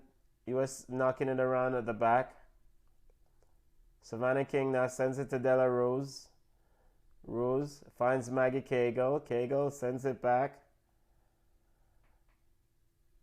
Reggaegirlz trying to put a bit of pressure on. Trying to get on the ball. So 2 Jamaican players have received yellow cards so far. Akila Johnson and Destiny Powell both have received yellow cards. Ball is sent wide down the left side for the US as US is in attack. Madeline Dahl trying to get on the end of it. And Maggie Cagle trying to get on the end of it. Throw into US. It's hard to keep track of some of them US players' name. Leah Klenke trying to send it over. Ella Amiri sends it long. Ball is just being kicked from one place to the next. Ball is now sent wide to Onyeka Gamero. 2 Jamaican players tripping over. Now a third one comes in to help as the coach decides to offer some defensive help, and she turns the ball over. It's about time they decide to offer defensive help against Gamero. USA quickly recovers. So now it's an interesting thing to see how Gamero plays from here in, because Coach Bradford seems to have instructed his team to go ahead and apply a second player to help protect that left back, to give her some support. So Gamero will have an extra defender on her when she picks up the ball. So let's see if she's going to decide to go past 2 or finds an open player. Reggaegirlz comes away with Buckley. Buckley looking to gets it on to Atkinson, but turns over again. Amelia Van Zanten is trying to pick it up in midfield. Good turn by Amelia. Very good turn in midfield there. Given away by the Jerry Lewis. Onyeka picks it up in midfield. Dribbling at the Jamaican defense and trying to squeeze a pass through. Cleared out by Lewis in defense. A timely interception there from Lewis. Buckley looking to send the Reggaegirlz on their way. Reggaegirlz look. And part of the Reggaegirlz strategy is to play the ball behind the U.S. defenders and try to use Natalia Atkinson's speed to try to get behind the U.S. defenders. Of course, Natalia scored a few goals in the first round of this tournament. I think she scored 3 goals.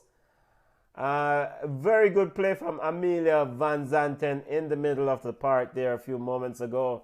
She was composed on the ball. She was able to and referees having a talking to Destiny Powell, who's already on a yellow card. I don't know what that is about. Throwing to the Reggaegirlz deep into the US half, trying to turn is Buckley. Now the ball is picked up. Here comes USA. USA trying to play the one behind, Butts in a very good position. One thing that is abundantly clear, the U.S. attack is all about Gamero, Onyeka Gamero. And if Jamaica can find some way to nullify her threat or limit the ball that she gets, then, I mean, they have a chance if they can capitalize on the other end. Here comes King, Della Rose. U.S. picks it up, Ella Amiri. Jamaica dropping off now into more defensive shape. U.S. trying to play the ball behind, and the ball is in, and a fumble at the back. A messed up, an error at the back, and now the ball is in the back of the net. The referee has called a foul And the U.S. player is complaining. Referee has called a foul after the goal scored by Madeline. I think VAR is available, but no dice. Madeline says she did not foul anyone. And let's see, they're showing the replay here. Long ball over. The Jamaican player seems to let her goalkeeper come out. Let's see what is the call there. I'm sure some U.S. fans will not be happy with that one.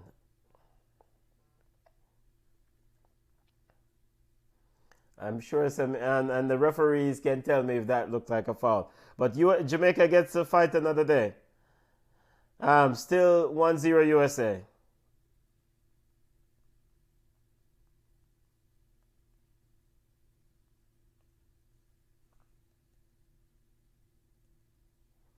And our resident referee says the ref bailed us out, as in the Reggaegirlz. That looked like that looked like it was a very tough call on USA, because there was a mix-up at the Jamaican back, and that probably should have counted. But we move, and so now Fox Sport is. I guess there's a shove. Shove, yes, I can see the foul there. There was a shove into the back of Nigeria butts by Madeline Dahl. So I can see why the referee called a shove there.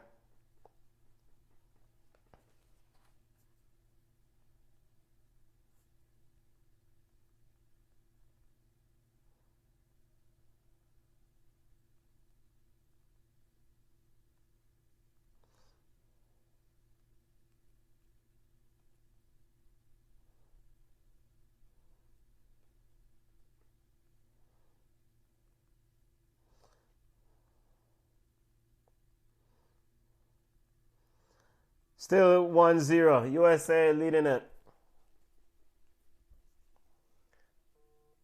1-0. We're almost at the end of the first half. So technically the Reggaegirlz does have a chance. They're still in it, theoretically. And the ball is now with a very dangerous pass there from the Jamaican defender. And I mean, all I can say, the Reggaegirlz, they're trying their best with what they have available to them. They're working. They are working.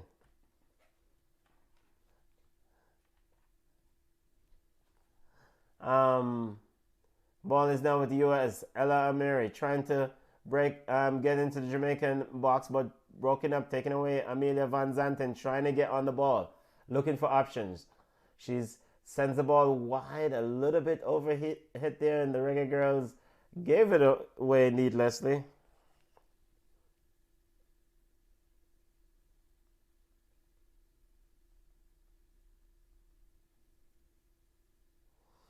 Here comes USA. Trying to get Maggie Cagle. Now ball is sent wide to Onyeka Gamero. Gamero with a heavy touch there and out for a throw. As Gamero seeing a bit of a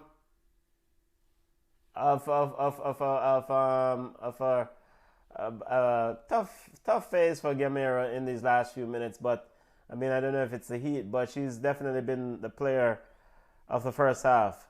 As the ball is sent down the line, looking for Savannah King, but picked up by the Reggaegirlz. Reggaegirlz, the ball is now Van Zanten.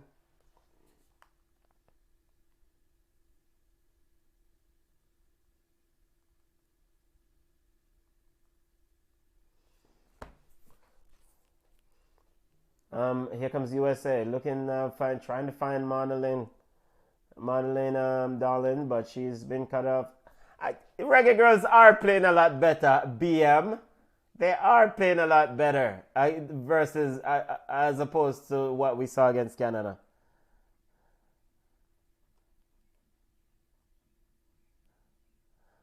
I mean,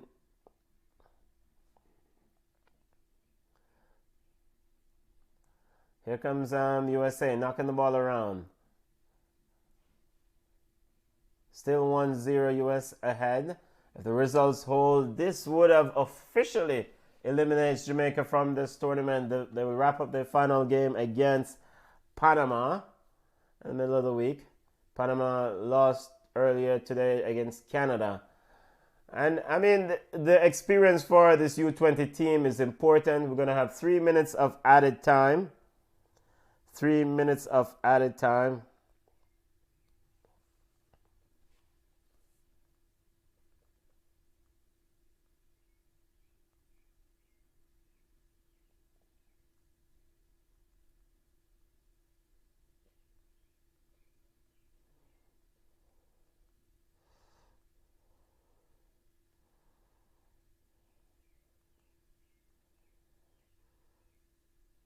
Still 1-0.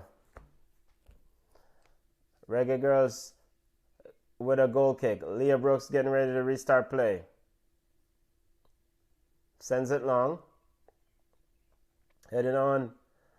And I think the Reggaegirlz want to try to get their midfielders on the ball, but they cannot get the ball. I mean, at least when they do have the ball, it's been quickly.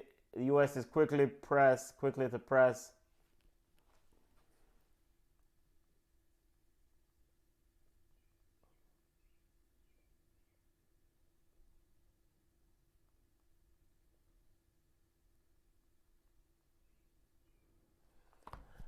Ball is now with Ella Amari looking to send the ball down the middle. Reggaegirlz Lewis sends it out. Long ball again from the Reggaegirlz, looking for an outlet, but it's just back.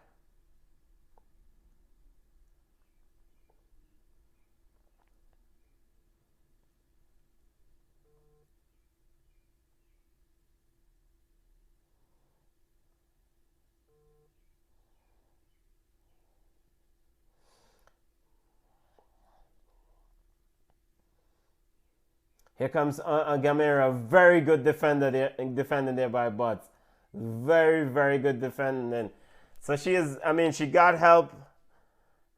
I think that Via Richards was the one who made that tackle against Gamera. I don't know if there's a switch there by Coach Hugh Bradford, but Via Richards seems to be the one who made that tackle there, as they've identified Gamera as definitely a dangerous player. Ball now with the U.S. sending long into the box of the Reggaegirlz, headed out. Reggaegirlz comes away from it. Knocking around is Reggaegirlz. USA pressing the ball. Buckley, and the ball is out for a throw-in. Amelia Van Zanten is definitely, I mean, she can play. You definitely see some potential.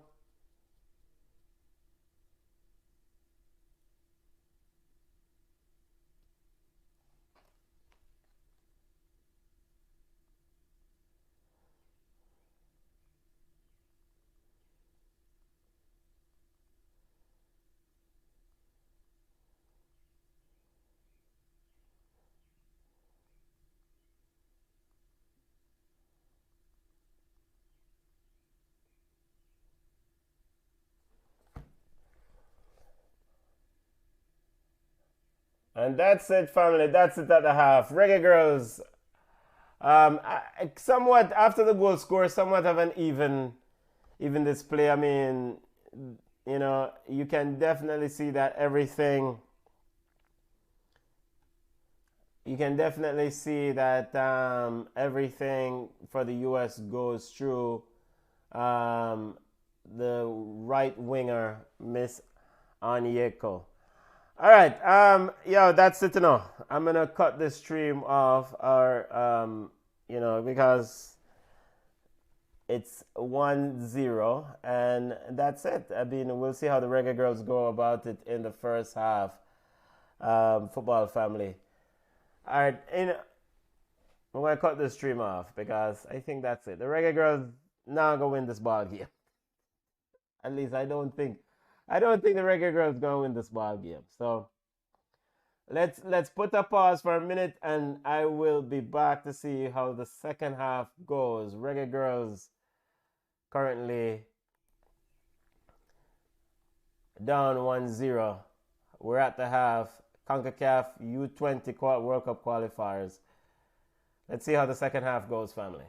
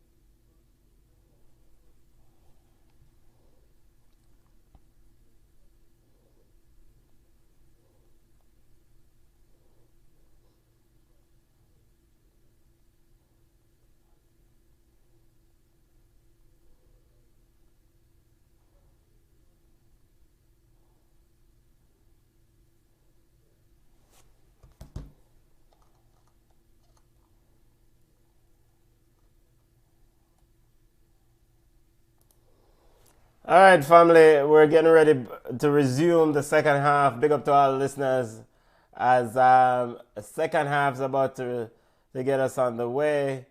Reggaegirlz versus Team USA. USA made a sub, and we're in the second 45 minutes. We'll tell you the substitution here for Team USA in a second. Coach Tracy Kevins so the goal scorer is Madeline Darlin, and we'll get you the particulars about the subs or the change in a second. But the players are out on the field getting ready for the second half. Again, the Reggaegirlz, if they want to have a chance to go through to the next round, they have to get something from the game. Now, I mean, by and large, getting something or going from this game is important. And if you can't get anything from the game point-wise or points-wise, then you try to see, if your players can actually play some good football. Because as my partner in crime, Junior, illustrated or said earlier, that there's a gulf between these two clubs, two countries at this level and in this landscape of women's football. USA is kicking from left to right, blue top, blue shorts. Reggaegirlz kicking from right to left, yellow top and gold top and green shorts. So now I call that yellow. Gold top and green shorts with let's see, what's that? Gold socks. Also, US is wearing, I think, black socks, as I'm trying to zoom in. But we'll get the substitutions in a second. I want to say US did make a sub. USA playing around the ball. Jamaica back into a defensive setup. Ball is played back all the way to Ella and Mary. US player inside the center circle now, knocked wide. All 10 Jamaican players behind the ball defending. The ball is playing to Gamero Onyeko. Gamero sends the ball into the box. A header and into the back of the net. USA goes up 2-0. Another assist from the live wire herself, Onyeka Gamero. A ball at the substitutions for Team USA. Savannah King and Sophia Cook, both off. Giselle Thompson and Jill Flamia, both on. Goalkeeper Leah Brooks had her fingertips on that one, but could not keep it out. And Onyeka Gamero is just tormenting the Jamaica's left back. The Jamaican left back. The Jamaican left back cannot keep up with this young lady. So 2-0, family. 2-0. 2-0. Let's see how the Reggaegirlz, and that's the surprising thing about this. We said at the start, in the first half, that the US are going through Gamero.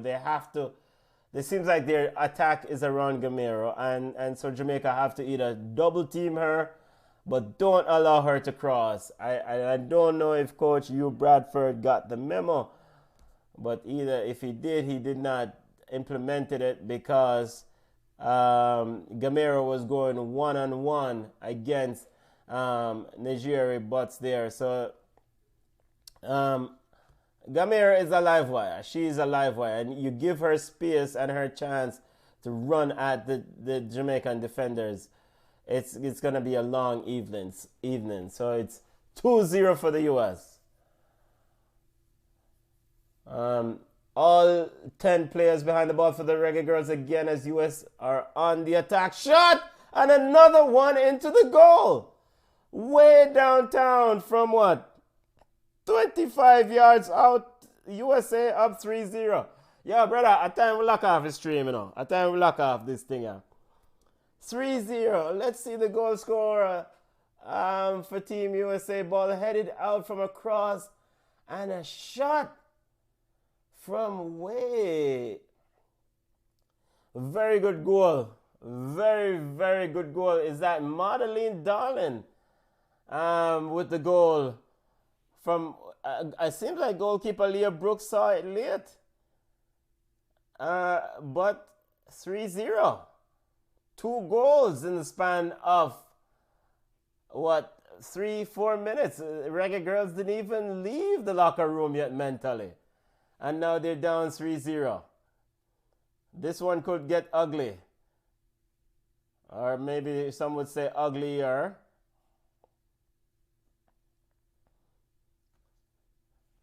Ball is sent wide. USA is on the attack. And the interesting thing about that third goal, the Jamaican players, all of the players collapsed into the box. No one was able to rush out and close down that shot. And Madeline just struck it pure through the laces with her laces on the ball all the way in the corner. I mean, goalkeeper Leah Brooks could not stop that one from going in the back of the net. 3-0 USA. 3-0. We are in the 50th minute. So the Reggaegirlz conceded 2 goals in a matter of 6 minutes. And that's something, of course, you don't want to coming out of the half. You want to be locked in. And, you know, the coach Hugh Bradford would have said to his troops to keep it tight. Don't concede and let's push to try to get an equalizer and maybe a go-ahead goal. But that is not what happened so far. As USA coach Tracy Kevins made 2 changes at the half. Savannah King and Sophia Cook were hooked. And entering the game, Giselle Thompson, who is a baller. So you have to watch out for Giselle Thompson. And Jill Flamia enter the game. USA attacking down the right side. Jamaican players, I guess at least Jamaican players can work on their defensive shape here and the ability to tackle. Because it's one-way traffic. Corner kick to the US. And the only thing I can conclude from this, and now the captain's armband for the US is with Giselle Thompson. She's now wearing the captain's armband since, Savannah King was substituted. The only thing I can think of is that coach Tracy Kevins gave her charges the hairdryer treatment because she probably felt like they should have been separated from the Jamaican outfit, the Reggaegirlz, in that first half. Here comes the corner kick. Sent in and a header. Almost. Another one there from US, but ball ended up going wide.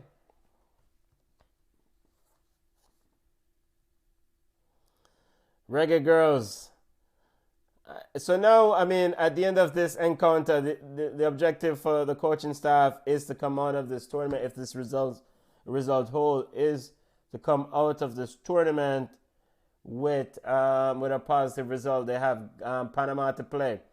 There's a huge gulf between these two teams. Ball sent for US looking for Gamero. The baller for this US team. She's been absolutely outstanding. And of course, Giselle Thompson, 16 years old, will be 17 this year. Here comes the US. Now, getting a shot from outside, hit the post, and cleared away under no pressure from the Jamaican player out for a corner kick. It's mad panic at the back there for the Reggaegirlz. But one thing I can say, there's still some level of team involved. There's no arguing. Reggaegirlz supporting each other. There's a shot from where our goalkeeper Leah Brooks, slow to react, and it hit the post and cleared away. I want to say that's Akelia Johnson or Nigeria Butts who hacked that one away. She wasn't under any pressure, but decided to clear it for the Reggaegirlz. Big up to the family. Someone said the Reggaegirlz, Jamaica need to leave football alone and focus on track and field. Football family, it's again, we know the gulf between these two teams. We know the US is a standard bearer. They are the standard bearer in the setup. So I did not, as I said, Junior had a very, very lofty scoreline in his prediction. Here comes the US now getting a shot. and that one went wide. One-way traffic, family. And the shot was taken by Maggie Cagle. So 2 goals for Madeline Darling for US and 1 goal for Tessa Della Rose. And here comes more substitutes for the US team coming on. Ali Centener is coming on for Onyeka Gamero. Thank God Onyeka is off. I know the Jamaican defense will be very happy to see her go off the field because she's been a handful, to say the least. And then coming off also for Team USA is Jasmine Ake coming off and coming on. So the players that are coming on, let's give you the players that are. Ali Lemos came on and Ali Sentner came on for Team USA. Top 2 goes through from the group. Ball is sent long, looking for Chanel Buckley as Reggaegirlz finally makes it into the US half. Chanel is all by herself.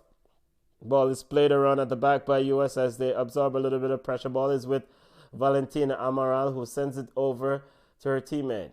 USA playing the ball around. Jamaica trying to get on the ball. USA with it. Heavy touch picked up by the Reggaegirlz.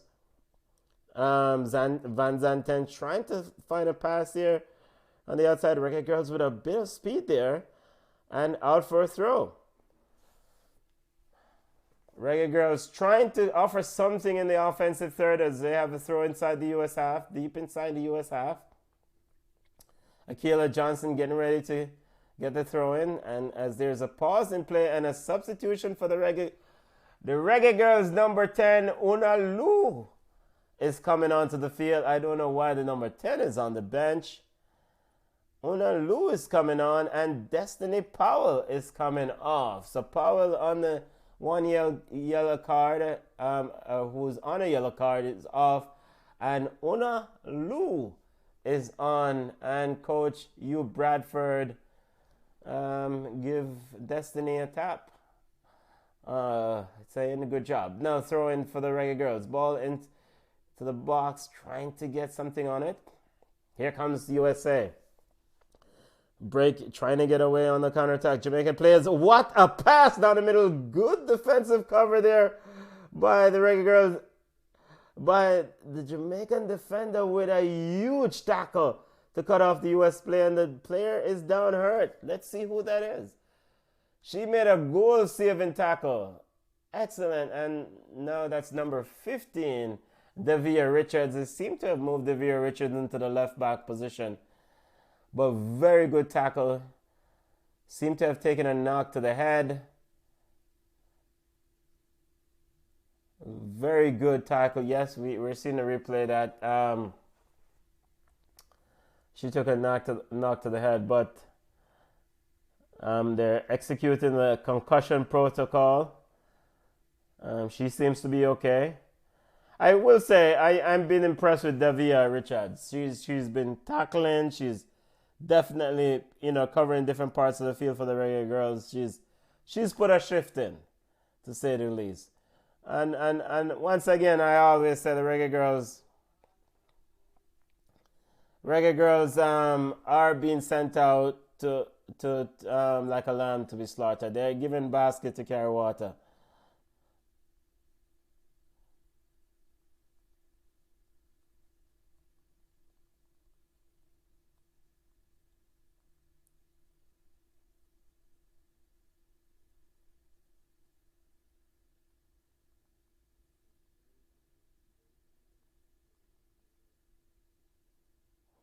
Reggaegirlz down to the US. US leading the game 3-0.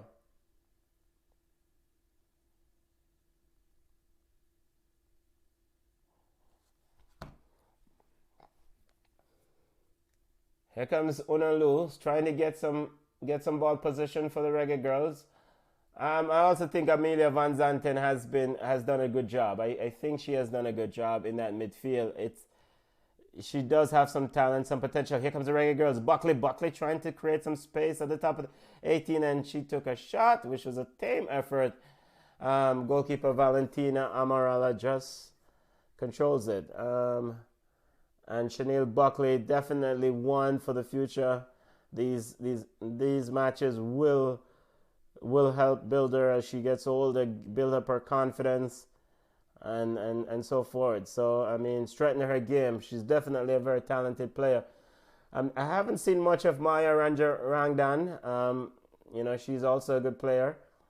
Not seen much of Natalia Atkinson. And again, they're playing a team that is not giving them any time on the ball. And as soon as they get it, they're under immense pressure. So they have to keep the ball moving quickly. And the errors are there sometimes when you need to do things quickly.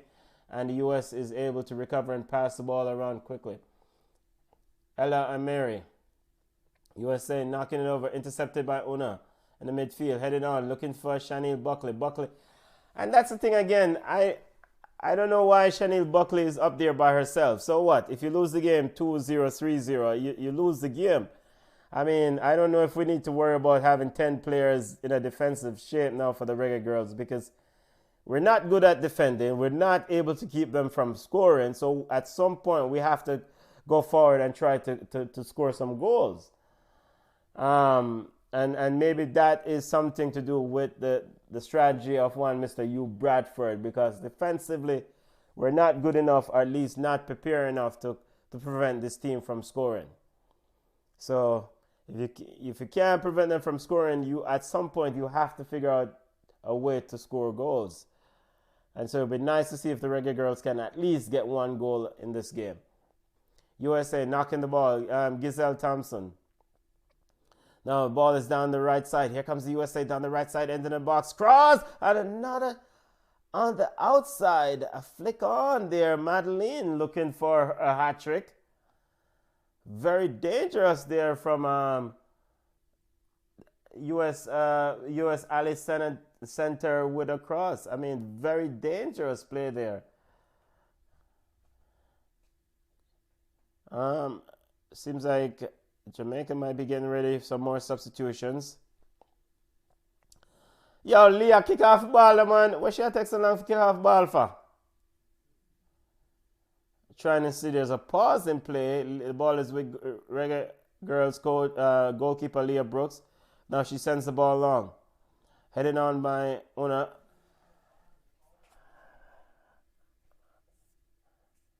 Ball is picked up quickly by US. And the thing is that as Jamaica get the ball, it goes right back to the US. Right back to the US. Here comes a big step up from Akeelia Johnson, trying to find Buckley.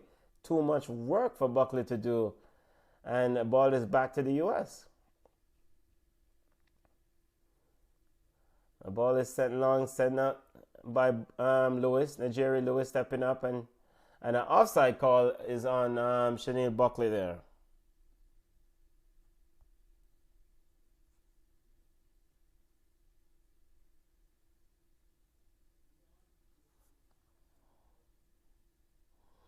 Reggaegirlz just looking to pound the ball downfield. There's no sort of a midfield control. I mean, I don't know. It's long ball football that the Reggaegirlz are playing.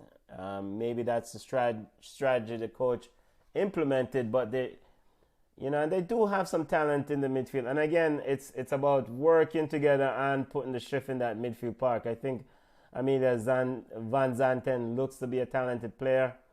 But again, you have to implement a system where you can give your midfielders a chance to take control of the game and get some opportunities to stay on top of the ball and keep the ball. Reggaegirlz just give the ball right back to the US when they have it. Corner kick to the US. Standing over it. Ball is sent in by Lauren Martino. Back in. Headed on. Goalkeeper Leah Brooks picks it up. Jamaican fans, and I'm not one to criticize, young players. I think, young players needs adults to really kind of guide them, and so this is down to the coaching staff and the technical team, how they prepare these players. I think, the preparation, games are won in preparation, and so the Reggaegirlz just didn't seem ready for this tournament from the Canada game in the preparation. Ball sent over the back behind the Reggaegirlz, and quickly Davia Richards doing very good work there in the tackling department.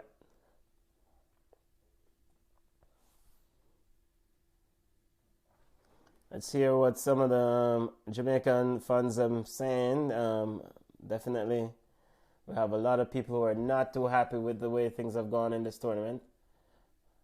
Ball sent long. Intercepted by the USA. USA knocking the ball around. Ball is now in the midfield. Della Rose, one of the goal scorer. And for those of you who are just joining us late, we're watching CONCACAF Women's U20 action Group A play between the Reggaegirlz and the US. Canada, Panama are the other two teams in the group. Top two teams goes on to the next round. Canada defeated Jamaica in the first game of the tournament, Jamaica's first game of the tournament. Jamaica is getting ready another substitution. Number 19, Taja Fraser is coming on. And coming off is Maya. Maya Rangdahandan has done. Not your dear, Maya. So go. Not your dear. USA is also making another substitution. Elise Evans is coming on. And coming off is Ella Emery. So Elise Evans comes on in a defensive shape. Taji Fraser comes on for the Reggaegirlz. Taji will give the Reggaegirlz some support in midfield. 3-0 USA lead. We're in the 68th minute of play. Or 67 minutes of play, mind you. Throw into USA. Deep into the Reggaegirlz half. Ball is now with and a bundle over there. Reggaegirlz seem to have committed a foul, and the US player is down. Free kick and a free kick there by Taja Fraser. Fraser was the one guilty of the foul there. And just getting up is goal scorer Madeline Dolan, who scored 2 goals. Free kick is near the corner flag. 2 US players standing over it. Leah Brooks, Jamaican goalkeeper, setting her wall. The US players standing over it are Lauren Martino and Ali Stentner, standing over it. 2 players in the Jamaican wall, inside their 18, just on the edge of their 18, just inside the 18-yard box. Stentner sends it in. USA looking for header, and it goes all the way across. Now picks up the other on the other side, and Jamaica comes away with it, trying to send it long, looking for Chanel Buckley. Buckley trying to get behind the U.S. defense and intercepted by Elise Evans. Here comes U.S. again on the attack. Ball is sent in. Inside, very good play. Very good defending there from Nigeria Lewis. Ball sent long again as Jamaica gives it right back to USA. One thing that's abundantly clear, Jamaica is playing long ball. Looking to just kick the ball long to Chanel Buckley and hope that Chanel Buckley do something. I mean, Chanel Buckley is running. She's running. She's trying to put her shift in. She's putting her shift in, but she cannot do this by herself. The midfield needs to be there to receive the ball. Here comes the U.S. down the left side as number 5 or number 15 there, number 9. Ali Setner had a shot on goal out wide. Goal kick to the Reggaegirlz. U20 action. I want to remind our listeners of the Jamaican Premier League, since we're discussing in Jamaican football and keeping an eye on Jamaican U20 women's U20 team. Jamaican Premier League semi-final games set for tomorrow. Mount Pleasant versus the Junglist Arnett Gardens. That game is at 7:30 p.m. Big game. Here's the ball over the top, looking for a U.S. player, and goalkeeper Leah Brooks will take that one. And in semi-final, first semi-final Jamaican Premier League, Harborview plays Cavalier at 5 p.m. And the first semi-final at 5 p.m. admission 1,000 Jamaican dollars at Sabina Park. And in the second semi-final, Mount Pleasant versus Arnett Gardens, and that game kicks off at 7:30 p.m. And the games are usually streamed on Sportsmax YouTube channel, so you can check it out. For football, Coach Topper Whitmore and Mount Pleasant versus Junglist Arnett Gardens. That should be an entertaining affair.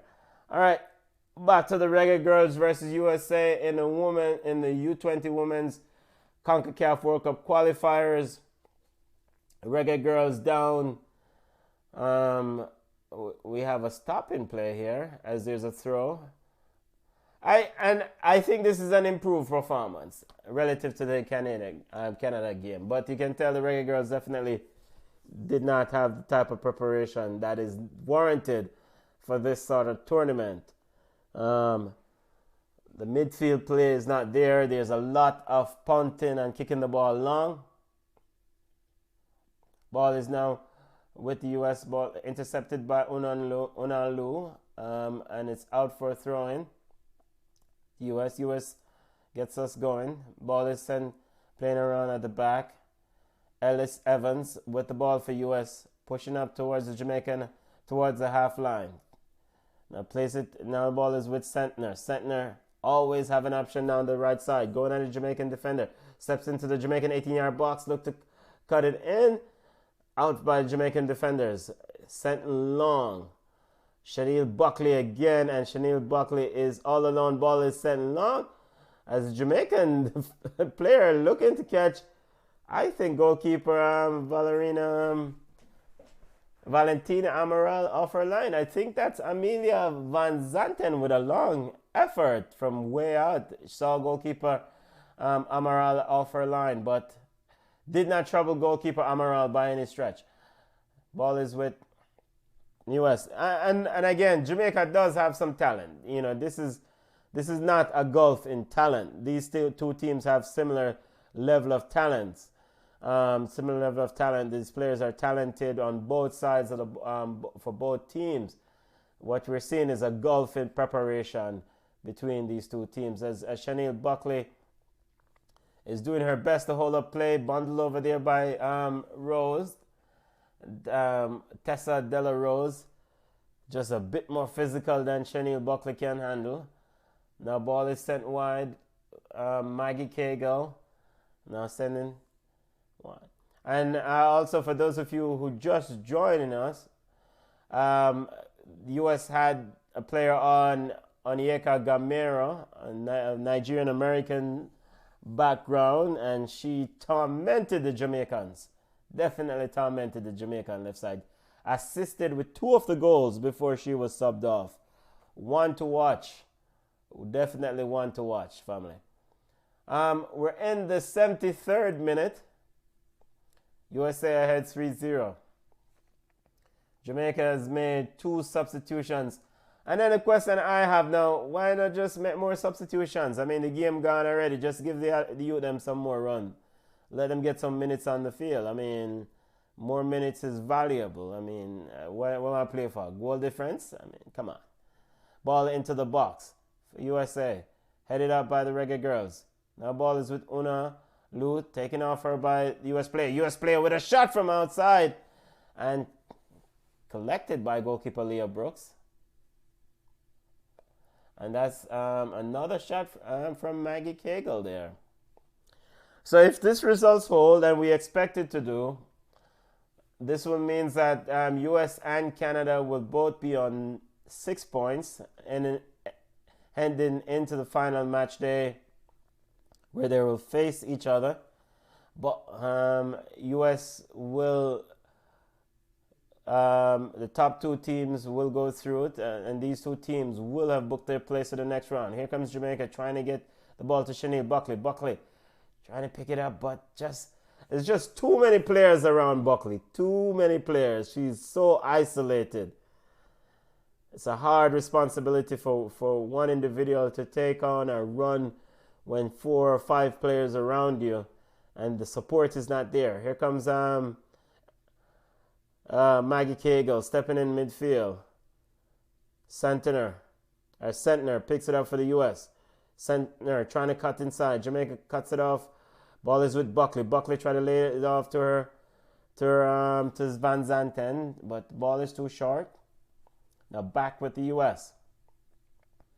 US looking to find Madeline. Madeline is on 2 goals. Heavy touch there from the Reggae Girl. Shania Buckley. And Shania Buckley is tired, family. She is tired. She is running her socks. Or is it Natalia Atkinson? Is tired. I mean, they're running. Natalia is running her socks off up top there.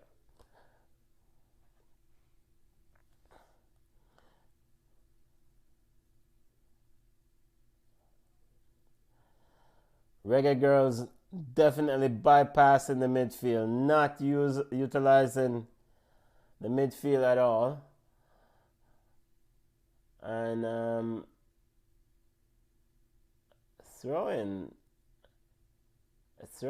to USA here.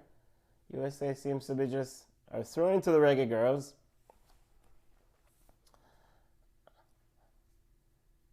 Just remind listeners, you're tuning into Ballchat. We're doing a watch along, just watching this USA versus Jamaica game, U20 game. Here comes the Reggaegirlz. Van Zanten looking to send the ball a bit over hit there for Davia Richards. Davia Richards looking to put a little bit of pressure on. Ricocheted off her and out for a throw. As one of the very few attacks for the Reggaegirlz, but was nullified or eliminated by the US. And again, it's not a gulf in talent between these two teams. These teams are talented. These players are talented. It's a gulf in preparation. Coach Hugh Bradford, the Reggaegirlz, and technical staff and the JFF has wet the bed on this one. Reggaegirlz definitely could have done a lot more in the preparation department. Here comes the USA picking it up on the left side. Ball sent wide. Gazelle Thompson walks around her player. Ball is sent and trying to score from a very tight angle. That was a very selfish play and saved by Leah Brooks, but eventually offside call as she was in an offside position. Should have laid the ball into the box to her teammate, but very good block there by goalkeeper Leah Brooks because she didn't know that was an offside.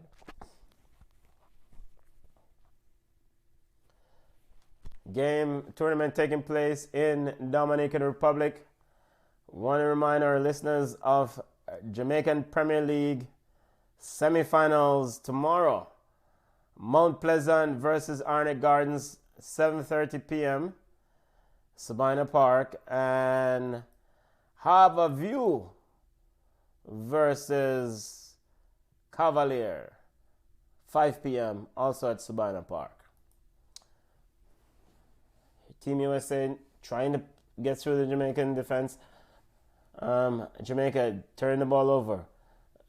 Centner stepping into the 18-yard box. Centner looking for a shot, sends it wide, but picked up by the US. Looking to find Madeline there, trying to find her hat trick, but just don't have the energy to finish off that one. As Lauren Martino on the end of that one. And I also think that was also an offside. Also, football family, want to let listeners know of the U20 Men's World Cup currently going on. We're entering the knockout stages of the tournament. Knockout stage of the tournament. France in today's 5 p.m. win of France defeated Honduras 3-1. South Korea and Gambia drew 0-0 in the 3 p.m. encounters. And we have a fourth goal. And very nice run there. It's a fourth goal Very good pass and very nice goal squeezing between the defender and the goalkeeper. And I want to say that's a hat trick for Madeline Dolan. She has scored a hat trick of goals. So that's 4 for Team USA as Madeline has scored her hat trick against the Reggaegirlz. And I think that was Devia Richards on the tackle. I mean, she tried to cut off the pass, but very, very good pass as the Reggaegirlz prepares another substitute. Yo, so I'm on an empty bench from long time, man. Coming on is Andrini and Adriani Smith is coming on, and going off is Natalia Atkinson is off. Tough day at the office, Natalia. Yo, take off Chanel Buckley while you're at it. USA up 4. As we enter the 80th minute of play.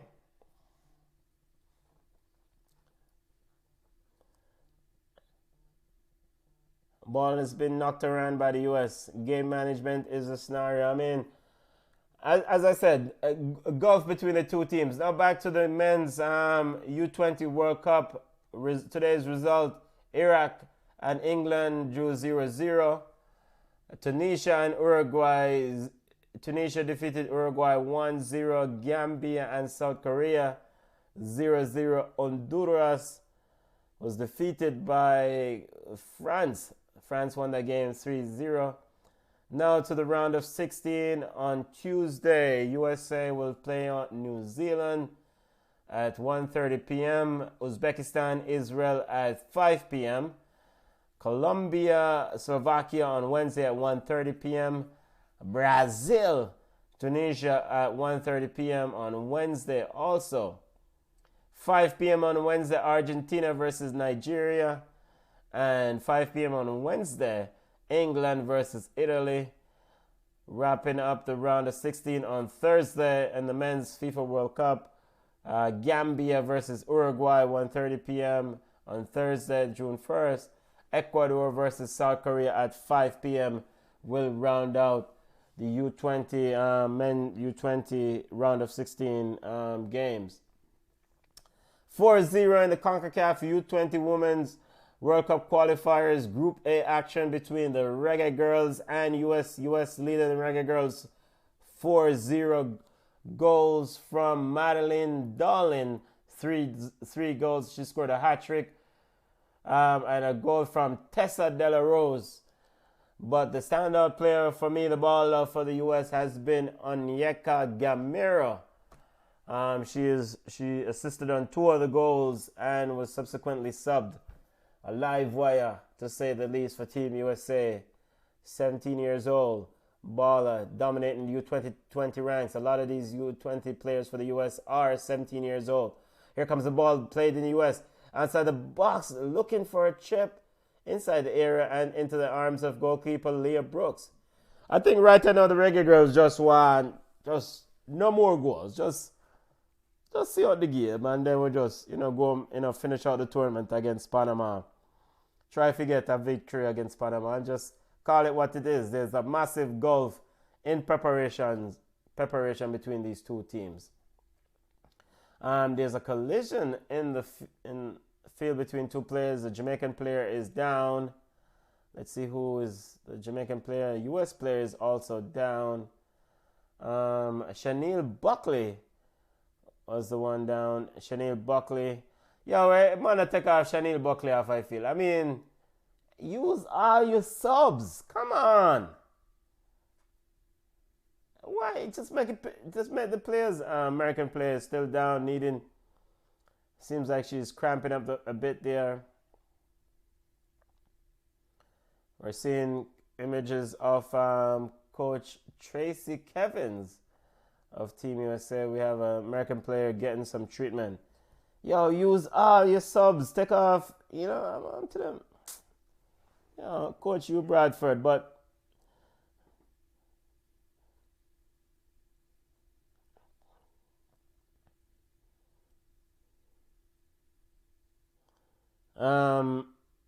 just updating some other news as we wait.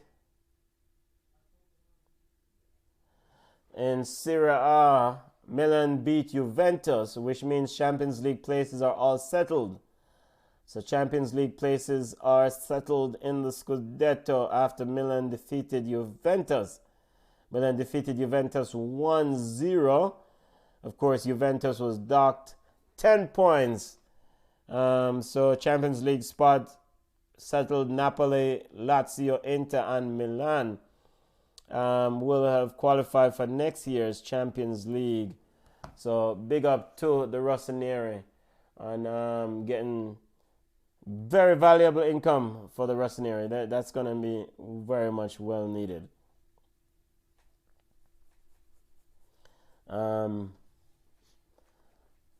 Again, Reggaegirlz down. USA leading the Reggaegirlz 4-0. We're in the 85th minute of play. Dominant performance by Team USA. Dominant performance. I mean, I cannot remember a legitimate goal threat by the Reggaegirlz. They did start it out with some press or some effort to compete, but I mean, you see the gulf in terms of preparation. Onyeka Gamero, who is now on the bench, was outstanding for USA, and I'll give her the Player of the Game award and the Man of the Match or Woman of the Match award. Here comes the US. Ali Sentner down the left side. Sentner cuts inside on the left and a shot, and straight at goalkeeper Leah Brooks.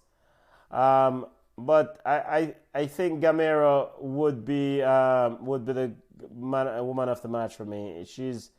She started this destruction of Jamaica, just really attacking the Jamaican left back, forced their adjustment and just really have Jamaica in stitches. Jamaican defense in stitches.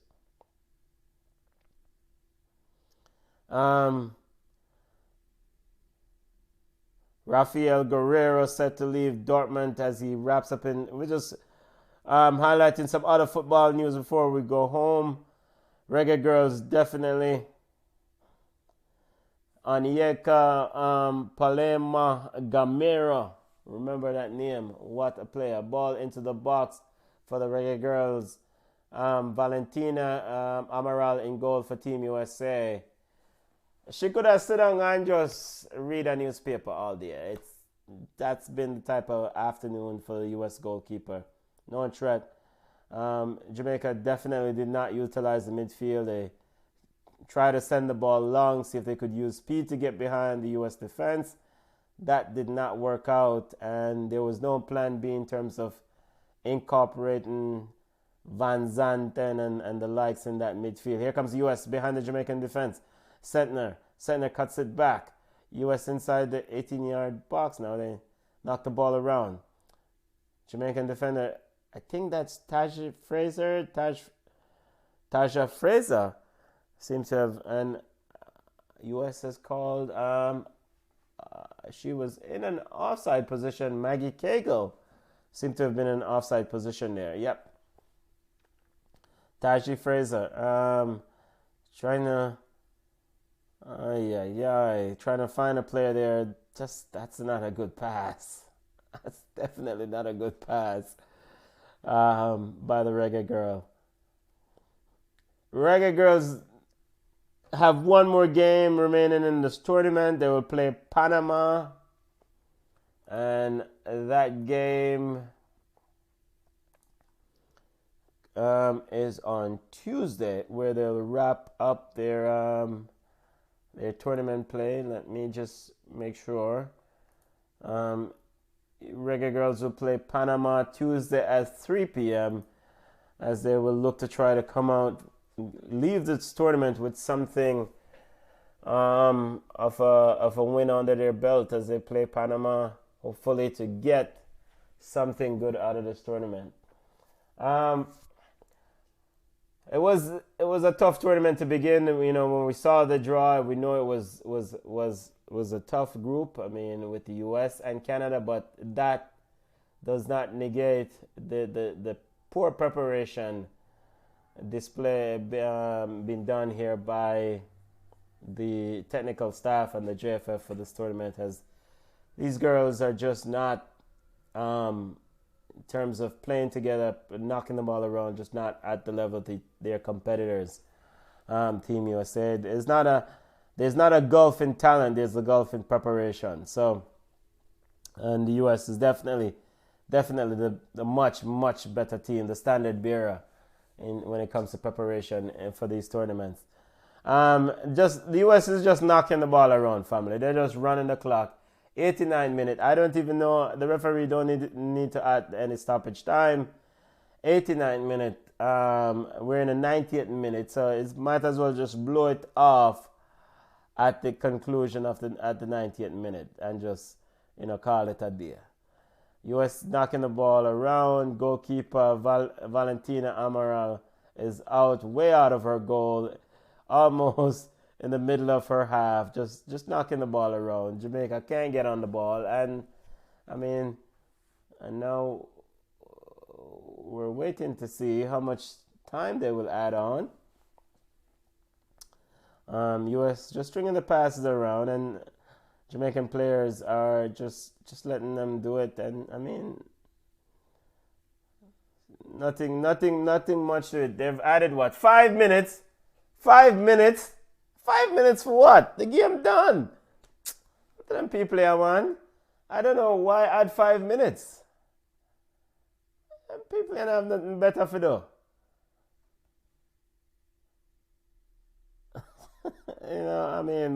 Why add 5 minutes here? Just blow the game off. I think the US team has made about 30 passes and Jamaica have not touched the ball. They're just knocking the ball around in their half and just telling Jamaicans to come get the ball. But the ball game done. Come on. Elise Evans with the ball. Sends it back to goalkeeper Valentina Amaral. Valentina Amaral is way out of her box. Ball is back with Evans. Evans now back to Amaral. And that's it. Jamaican players just jogging. And, why wouldn't they? The game is done. Yeah, referee, blow off the game now. I don't know why this is a requirement. And just a reminder, listeners, about Jamaican Premier League semi-finals coming up. Semi-final games coming up tomorrow, May 29th, Monday 29th at Samana Park. Harbourview versus Cavalier Rudolph Speed of Harbourview and the one Mr. Ludlow Bernard. I think that's Ludlow Bernard, yeah. The coach of Harbourview. What them call them? Something of the East. Champions of the East or something them call Harbourview. Or King of the East or something. Harbourview, in them yellow and blue, will play Cavaliers. And at 7:30 p.m., Junglist, Arnett Gardens, the big Junglist play Mount Pleasant. Who many have as a favorite in this tournament based on the transfer at the beginning of the season. Mount Pleasant put out a lot of money. Backers put out a lot of money to assemble this squad. So they do have a very, very talented squad by Jamaican football standards. So Coach Tapper Whitmore better figure out something as they play a Junglist tomorrow, Arnett Gardens. So, and those games, you will probably see them on Sportsmax YouTube channel. I hope that at least that Mount Pleasant versus Junglist game will be on Sportsmax, the first leg encounters, remind you.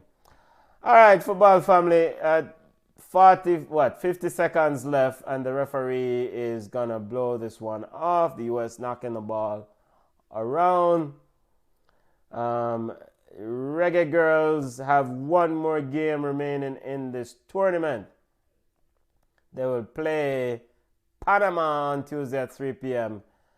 I can't criticize young kids. Young players. They've done what they were taught, and subsequently, this rests at the feet of the teachers, the leaders who prepare or should have a better preparation. Another tournament at the youth level we have failed.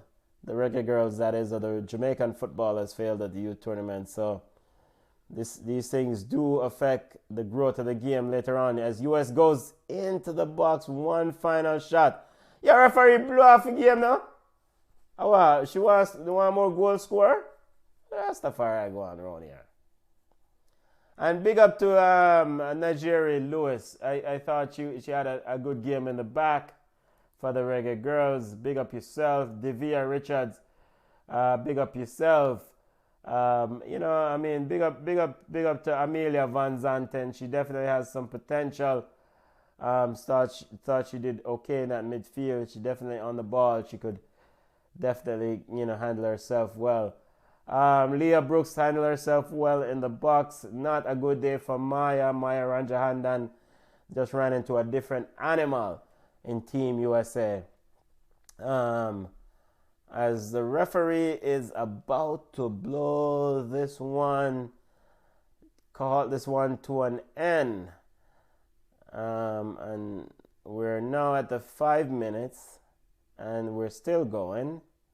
So I don't know what the referee waited for.